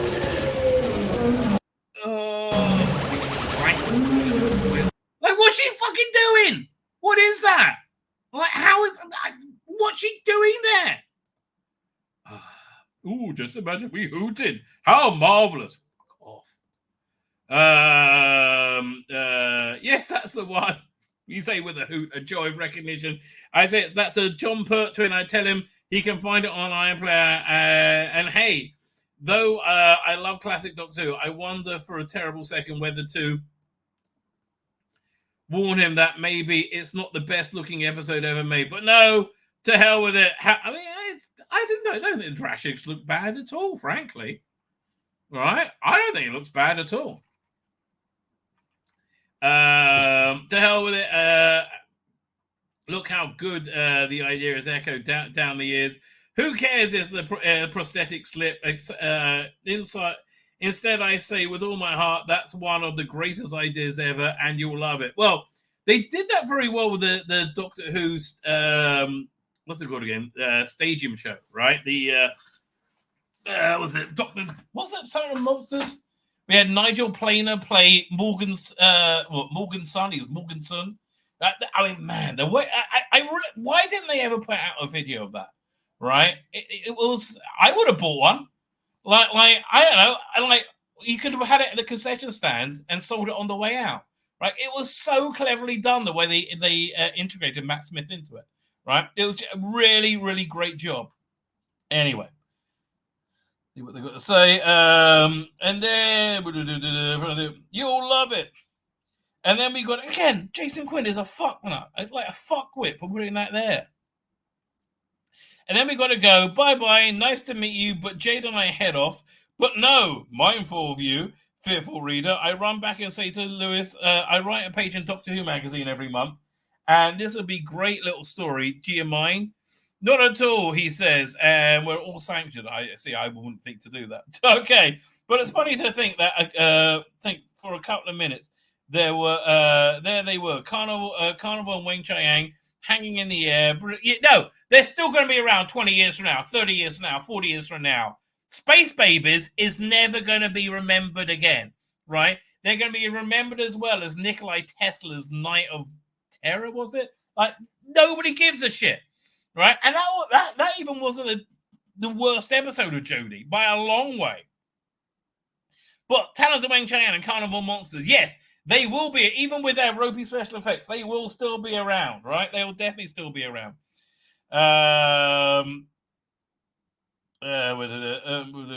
in the hanging in the air, bristling and popping with zesty life, and here we are in 2024. Back in the day when Barry Letts produced Carnival and Philip Hinchcliffe produced Weng Chiang, they worked out of a cramped brown offices in Union House in Shepherd's Bush and made fucking gold. Well, you have all the money in the world and you can't make anything. Like, nothing memorable has come out from your era at all. I mean, the only thing that's memorable is how relentlessly shit it is, and it is relentlessly shit. I mean, let's be fair. It's relentlessly shit. So we're up to in Union House in Shepherd's Bush, all tiles and wood and cigarette smoke. Those precious episodes were shown once and they thought never again. I know. But again, quality lasts forever.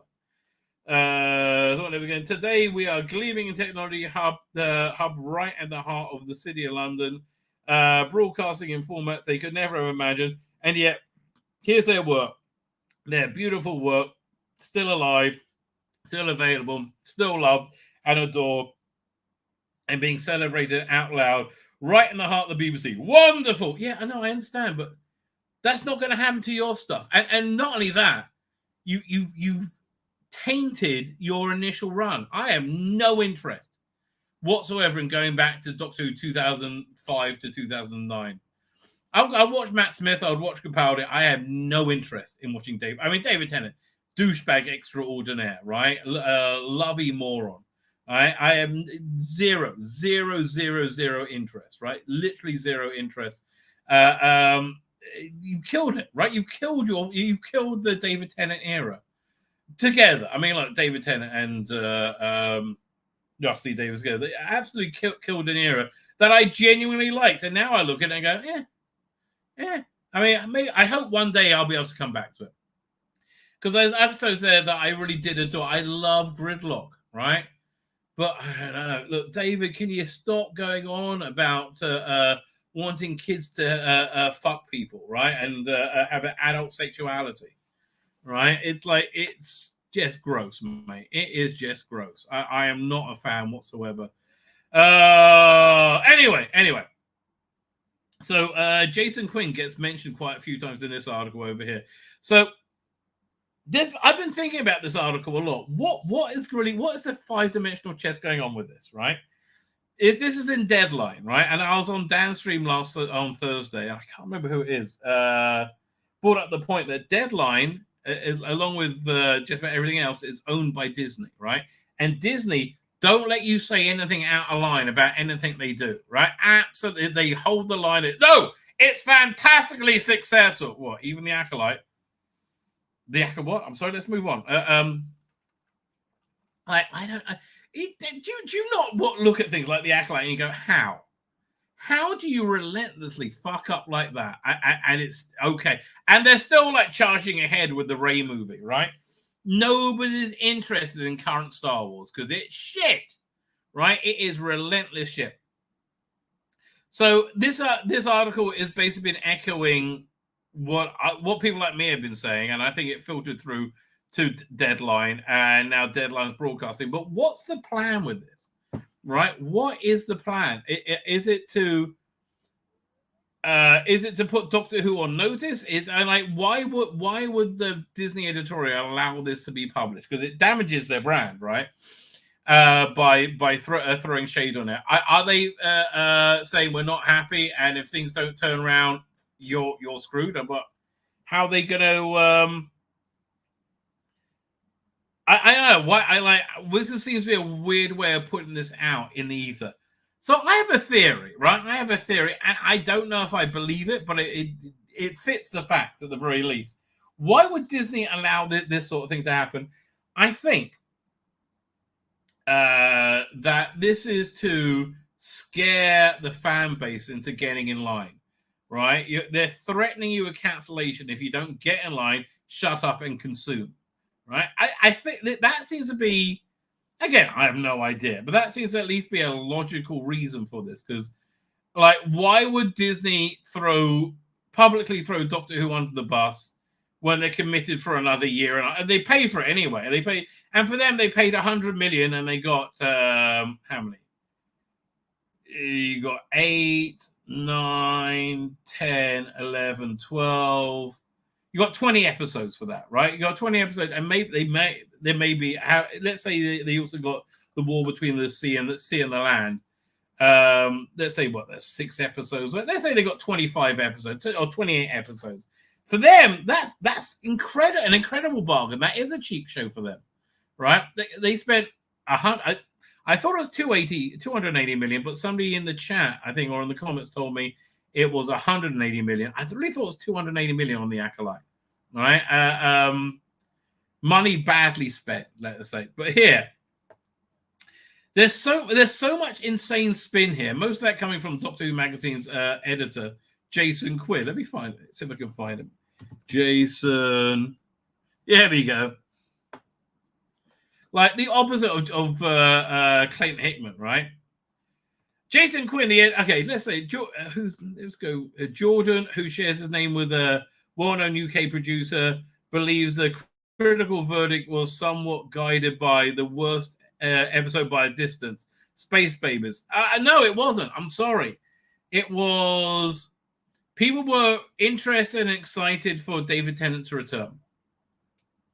They watched as soon as he returned, they got woke lecture after woke lecture after woke lecture in that episode. You had what's the name in a wheelchair, Shirley Ann Bingham. Look at me, I'm in a wheelchair, I'm a normal person. I never thought people in wheelchairs weren't normal fucking people, right? It never even occurred. You turned everybody off with that, right? And then the viewership started dwindling. I think the Wild Blue Yonder was a shit title, but a okay episode, right? A okay episode, and then you had the Toymaker one, which was okay until the ending, where you had we had the bi-generation bollocks. And look, even my daughter, who was super normie, she asked me, "So what happened with Doctor Who?" I said, "Oh man, it was awful. They did the bi-generation thing," and she said, "Can I watch that?" So I showed it. It says, "That's the stupidest thing I've ever seen," right? Then you had, and then actually Gatwa running around in his knickers. Then you had this Christmas episode where he had a giant gay dance number, which I think was his best episode by far, by far. Well, I was like interested and excited by what he was doing, but sadly it all just fell apart, right? Like every episode just fell apart. You had Space Babies, which was low intelligence dross, I would call it. You had Devil's Cord, which is look, we have gay people and trans people and cross-dressing people. Oh, it's so, and we have an Asian Paul McCartney. Oh god, that was awful. And like every episode just fell apart. 73 Yards, Dot and Bubble, they all just fell apart. Empire of Death, what a shit way to bring back Sutek. Anyway, it was described as by the Guardian as a textbook example of mid-ranking Who installment. Yeah, and they needed to knock this out of the park, and boy, did they not do that. Right? They did not knock it out of the park in any way. They were like, it was mediocre, right? In a season which had great standout stories in, it would have been okay. But to launch with that dross, it was just throwing money at the screen and seeing what went down. Textbook example of a mid-ranking Who installments, and the Independent as a promising idea that never entirely came to life on screen. Yes, there's a lot of that. Jordan questions the ordering of the episodes and whether the audience was given enough exposure to Gatwa in his first outing. I just haven't seen him convincingly be the Doctor. For me, I liked him going over the rooftops. I even like the dance number with the Goblin King and how he like working out a different universe science. With the knots and the string and stuff like that. I thought that was interesting, right? I thought that could have, but it was just a brief glimpse at him. And that was it. And it wasn't enough to like get your teeth in. By the way, I've made a decision. I've got to do what I got to remaster a couple of my comic books, which hopefully won't take. I'll get that done this week.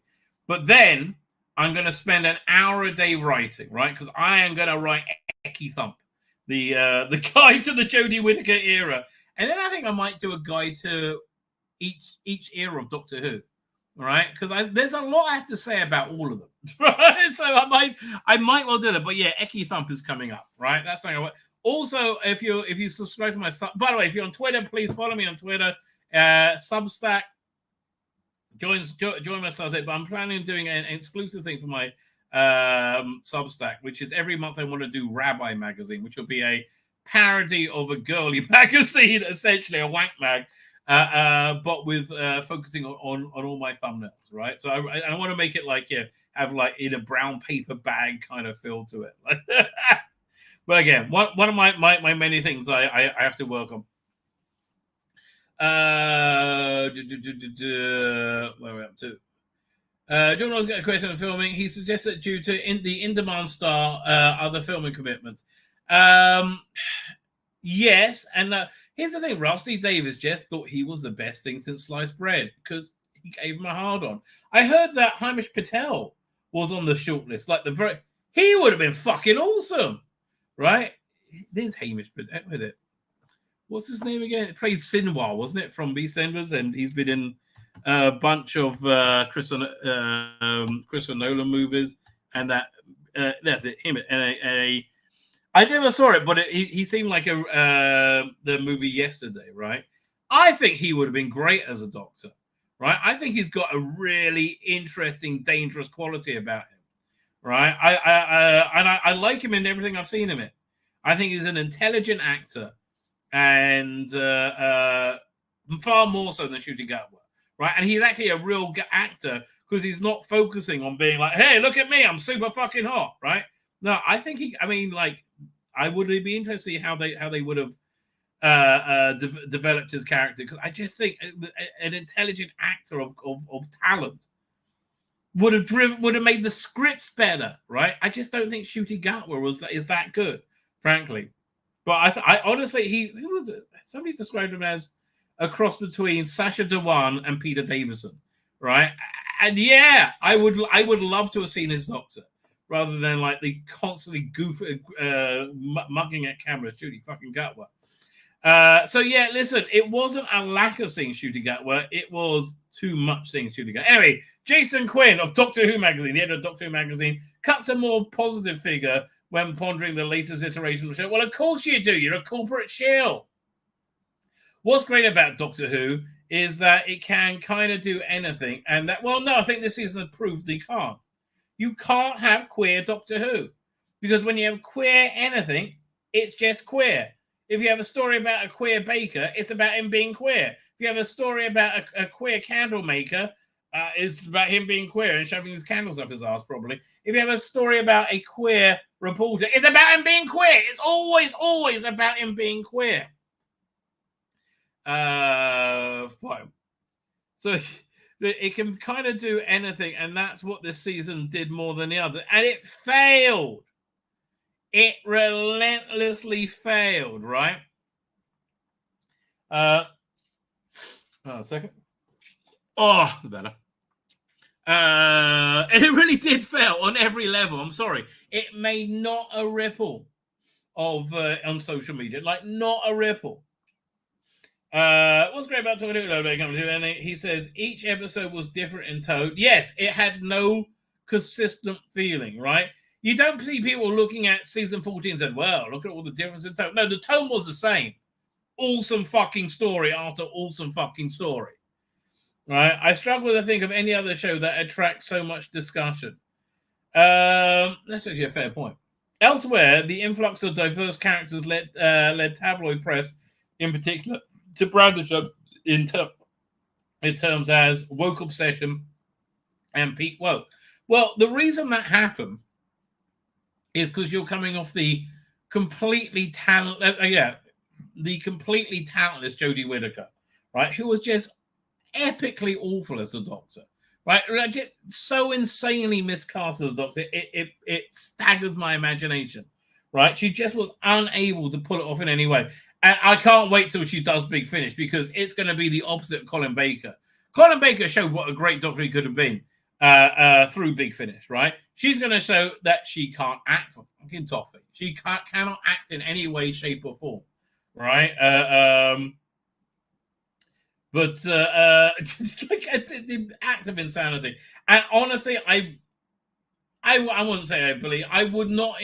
I think I give it a 74% chance that it was an edict from the BBC that said, well, you've got to have representation of the first female doctor. You can't not have the first female doctor. And, you can't say, oh, we asked her, but she said no. It's going to get back to them, right? They'll find it. They wanted her to do it. That's what I find normally drives most of Big Finish's stupid decision-making. So, pre-woke. Oh, yeah. So why was it called peak woke? Because the Jodie Whittaker era was peak 2017 woke, which was nothing mattered other than having a woman be the doctor, or critical race theory episodes. Like there's nothing. There was no internal consistency. There was no quality whatsoever. I do think there's a lot of the window dressing got a lot better in its last year. Right? I still think it was shit. I still think she was terrible. But a lot of the window dressing of the episodes got a lot better, a lot stronger with Flux. And that's why I still think Flux is better than season 8.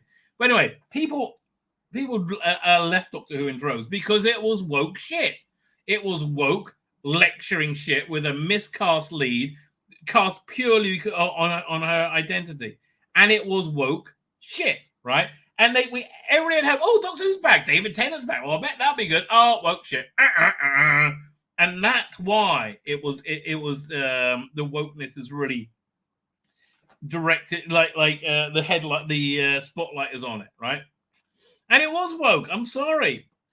Which sources could have had? Which sources they say could have had an impact on the viewing critical response? Yeah, no. It wasn't the tabloids reporting that it was woke. It was being woke, right? But Quinn says David's brilliance lies in his ability to integrate the themes in an incidental manner. No, you did not integrate them in an incidental manner. Why was Yasmin Finney on her tablet facing off Sutek? No, it wasn't integrated in an incidental manner at all. If people have a problem with gay people or trans people, then yes, they are not going to like the show. No, nobody has a problem with gay people, right? Get that out your idiot head. No one has a problem with black people. And I'm sorry. Do you know anybody who does? Right? You like 1 in a million? It's ridiculous. Nobody has problems with black people. Nobody has a problem with gay people. I find trans thing to be disturbing, frankly, right? I think I'm watching mental illness being directed at children to genuinely harm their bodies and destroy their lives to validate narcissists, right? That's how my view. I don't hate trans people, right? I live and let live, but trans people, they're not doing well, right? They're not here. Let me give. Did I bookmark this? I bet I did. Hang on, I think I did because that's that would really do the trick. 1 second. Bookmark folder. Oh, look, there's Billie Eilish telling you to not vote for Donald Trump. Really? No. Crazy people, lots of crazy people. No. Oh, did I not bookmark it? Oh, yeah, I did. Awesome, right? This is why I'm very, very nervous. Oh, I'm in the wrong thing. There you go. 1 second. Now I've lost my place. Oh, there I was. Over here. Doink. Hang on. I've got to find where to... Okay. I got too many tabs open. That's my problem. Too many tabs, baby. Download. Yeah, let me go this way. Because this is generally what scares me about the trans movement, right? It's deeply unwell people being, what's the word I'm looking for? Not abused, being utilized. I don't know. I don't know. I think use maybe is the right word. Hang on, where is it?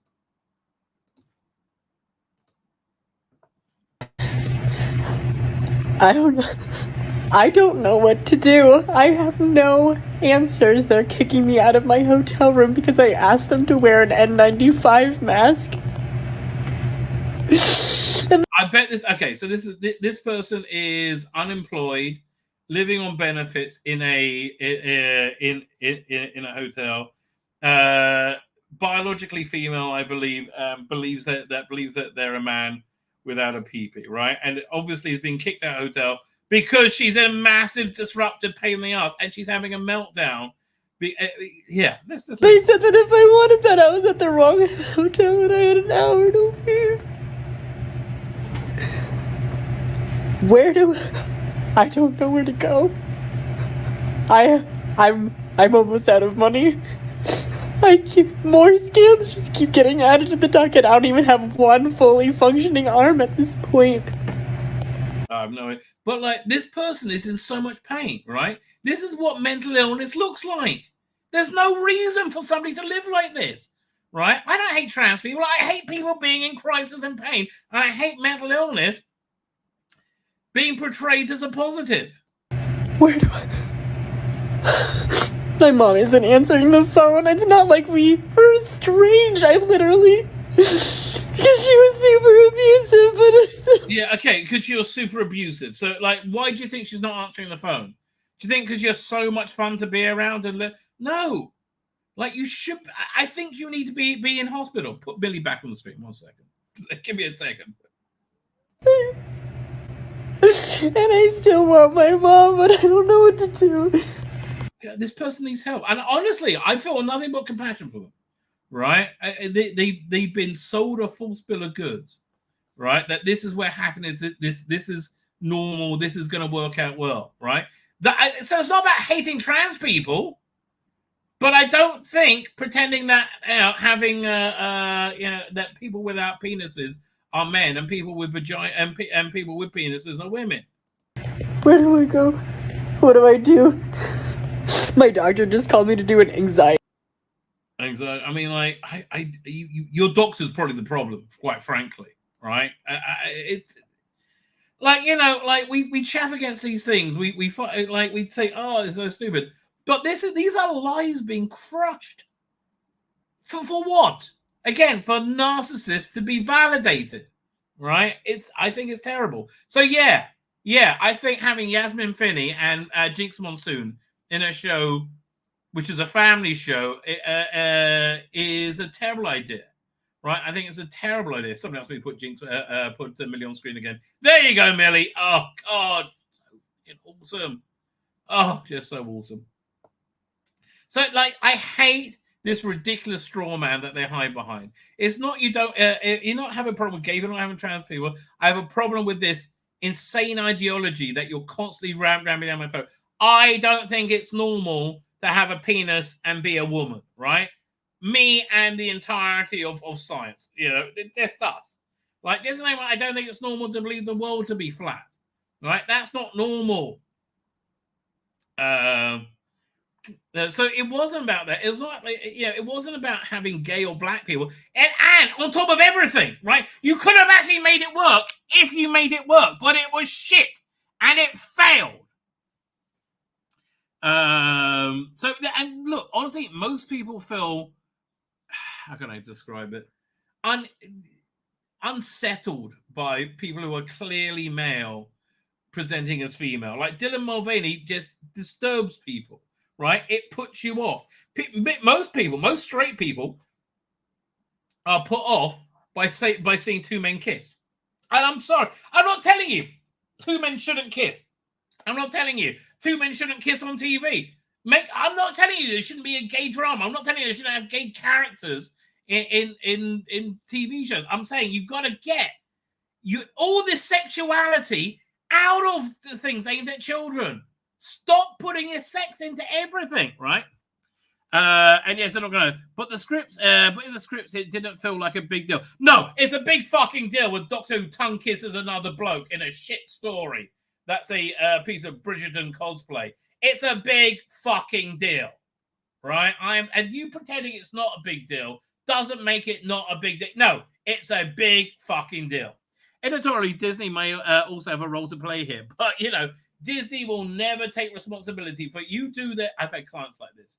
Clients that tell you to do the most stupid things. You're like, well, okay then. And you do it, and you recommend against it. I think that's going to work out badly. No, you want that. My wife told me that's my girlfriend said she wanted it that way. Fine, okay, I'll do it that way, no problem. And I do it, and it's awful. And they're like, well, that was terrible. I'm like, yes, I told you that. And then they try and get out of paying it, right? That is Disney for you.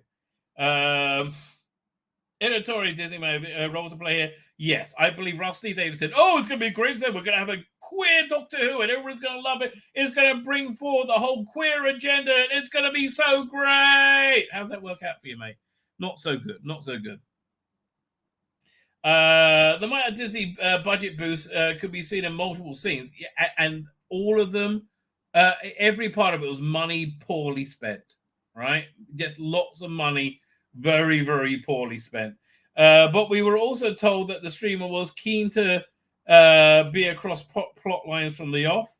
A rumor has spread that the scene in which the giant snowman falls down on Shooty Gatwa's head because special on the Church and Ruby Road was demanded by Disney after filming had wrapped, and to add exposition for American fans only just coming to the show. What, to say he's been snowman, which is, I don't know, isn't that something coming in your mouth or on your face or something? Let's see if there's any more bullshit from Jason Quinn. When it comes to ratings, a complex picture has developed. Yes, they were shit, and they've tried everything in their power to make them seem better. First episode launched with a disappointing 2.6 million viewers overnight. Miles behind the opener of Jodie Whittaker, right? Who was the show was cancelled because low ratings, right? Also shipping 2 million viewers from the Tenet Star special. Jordan was keen to keep his eye on the ratings, and he said he was genuinely amazed when it clocked in how big a drop was. Well, I think Russell was amazed as well.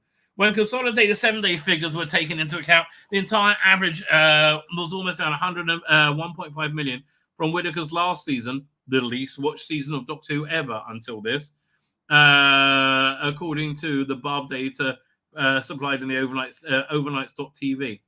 Right, I never heard of overnight, so I've got to go there again. I got to go there next time. While it failed to light up Barb's 7-day streaming rankings, we were at the time dominated by likes of Baby Reindeer and Clarkson Farm and the evergreens such as EastEnders. EastEnders, nobody watches that. EastEnders has terrible ratings. Armed with reams of own internal data, the BBC has repeatedly stressed the overnights and 7-day figures failed to paint a conclusive portrait. Yeah, their big success stories is, we've done so well in the younger viewers. No, you fucking haven't. You are 0.8 of a million? No, less than that. 0.4 of a million up from Jodie Whittaker, or maybe down. It was like nothing, literally nothing. Where are we up to? Space Baby at the time of writing is up to 6 million viewers. Well, not really. I mean, here, let's look at the bullshittery. right? It's not really at all. Yeah, okay, so 5.6, 28th day reach. Okay, so look at all the things they add up. So I guess the date comes out. Before it was on, watched by 0.13 million, live 1.45. Well, I don't know what Vozdal is. Vozdal, viewer on the same day as live, who those who watch later in the day of transmission, but before 2 a.m. And then time shift. So I guess after. Wait a minute. And then time shift was 1.17. That's people who watched it later in the week, I guess. So here, let's do the math for a second. Let's add this up. So we have, hang on, doink, 0.13 plus 1.45 plus, by the way, that 1,000,000.09, that's people who watched 2 minutes of it, right? 1.09, right? So that came out 2.67, right? So then add on to that time shift. That's so you add on 1.17. Again, all we know is they watched 2 minutes of Doctor Who. We don't know if people watched it. Plus 0.17, you come out to 3.98, right? So they say they're at 4 million, and then you add was it 4.43 for the 28-day rating. Then you add on all these other things. 7-day viewer 20. Like, no, fuck off. It's a fucking failure, right? It's a fucking failure. Duh. It's called adding. Don't be scared. Don't be scared of my gender. Also, don't be scared of adding. Oh, I don't know how to do all that. Oh, I keep them. Acting picture. This season premiered Iron Player nearly 24 hours before broad. Well, that's your fucking choice. That's like Chris Chibnall saying, well, we're doing it on New Year's Day. We're not doing Christmas Day, so it's a smaller audience. That's your fucking choice, you fucked up moron. Fuckwit idiot. Oh. Which impacted the overnight figures. Yes, your rollout of it was epically stupid. Epically stupid. You could have done so much better, really. One industry source was not convinced. Mine. The ratings are a problem, but they tell us they can talk all they like about young viewers, but they're still down from the specials and down from Jodie, which was cancelled because it was so low, right? I imagine serious conversations are happening. Disney will want to see results. And look, they're with Disney up until the war between the land and the sea, assuming that happens, which they're filming it. I still can't believe they're filming Starfleet Academy, right? I wonder if they're going to announce a crossover this week.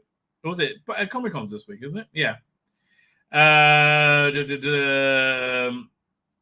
Doctor Who was the most in-demand UK show with US audiences during its early release. Well, that's a bit of a tight demographic to get from. Bridgerton, Baby Reindeer, Simpsons. It's not doing well on Disney Plus. If it was, they'll be saying it's the greatest thing ever, right? So, okay, what's going on here?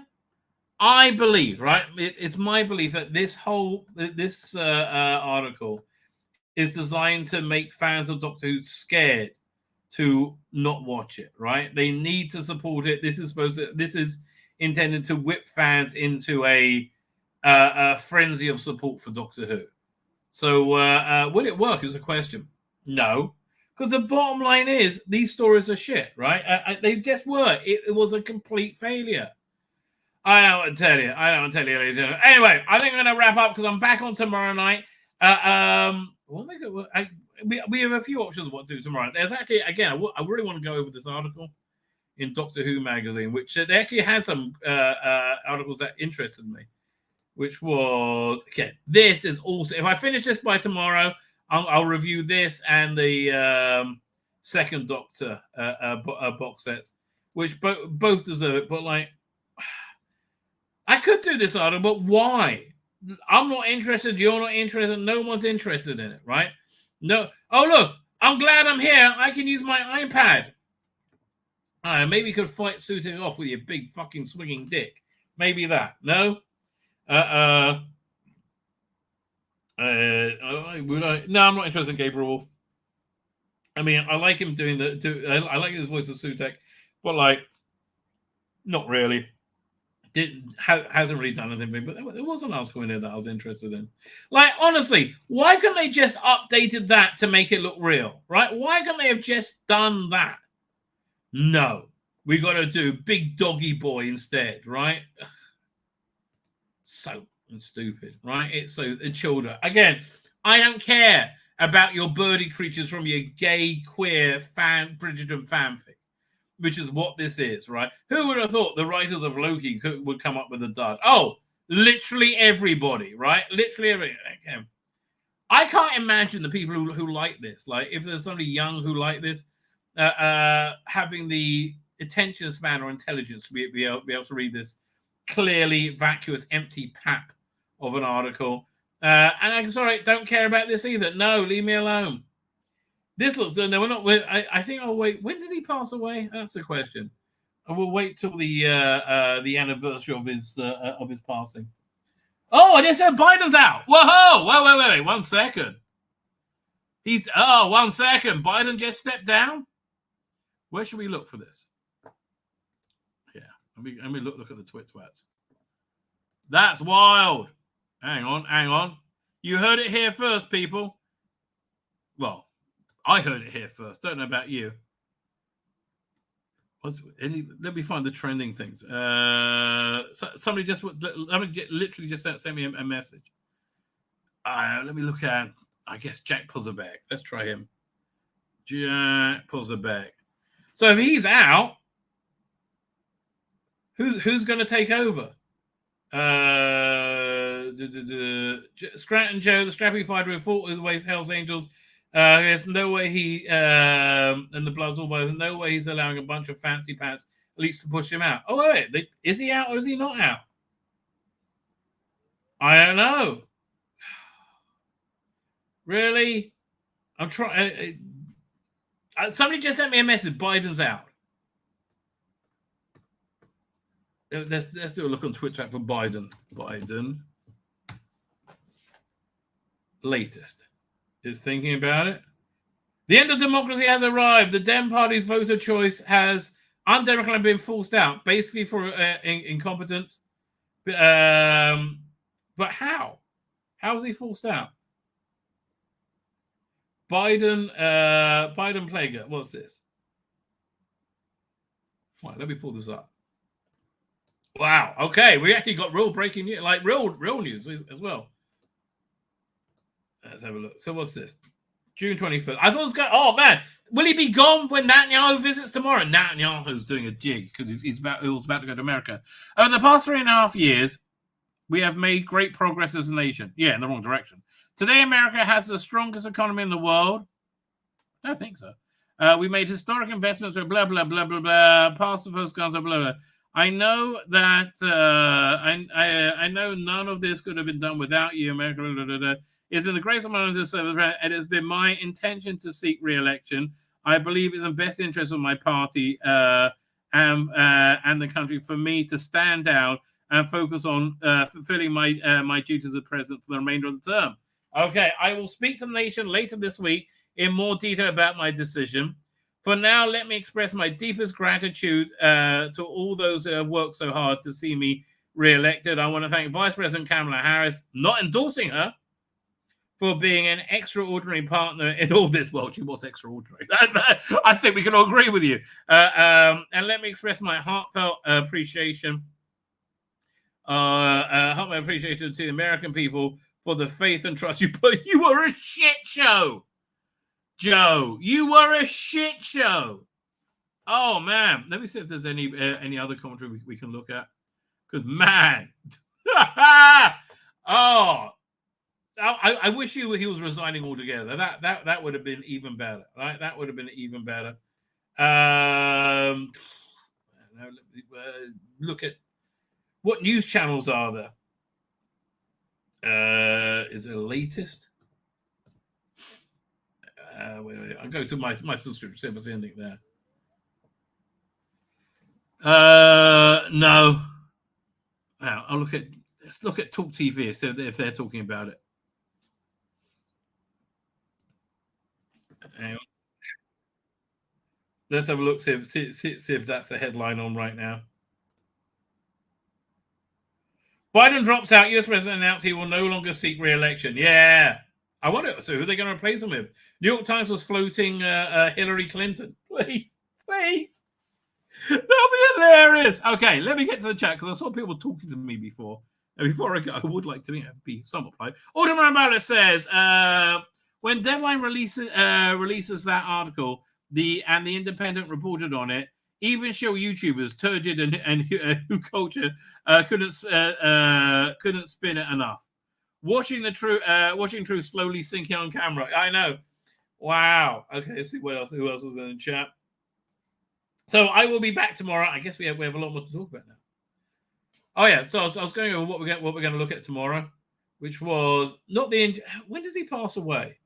Well, I'll try and do it on like the anniversary of his passing. But yeah, this is actually accidentally a very, very solid article that I have here in Doctor Who magazine. Again, purely by accident that they have something. Yeah, I want to make this our central focus tomorrow. Yeah, the what ifs. This looks like, is it going to be a fun article? It looks like it should be, right?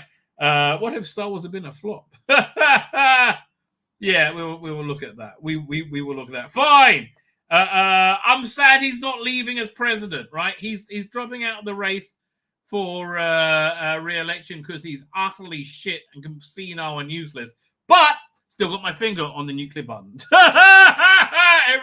It's all cool, baby. Fine with that. Let me 1 second. Let me go back to the chat. Anybody I missed? Matt Potter's here. Biden just quit. Okay, fine. We all heard it at the same time. Matt is the future. Wonder which Matt is going to be. Well, is Kamala Harris going to get a look in? I have no idea. And I said he had no part in writing. Well, he can't write. Does he know? Does he know stood down? Probably not. Probably not. Oh, there's a tweet from Nerdrotic. Let me see what that is. Doink. Nerdrotic. Nerd. Yeah, 1 second.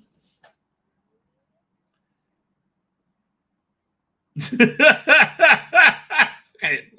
On this we will wrap up. But this is worth a quick share. No, I can't find my spot again. There we go. Doink.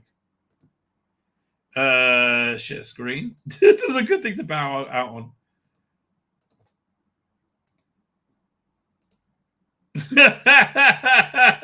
Time to go, Joe. Time to grow. Well, they deleted the post. Oh man, rings of power.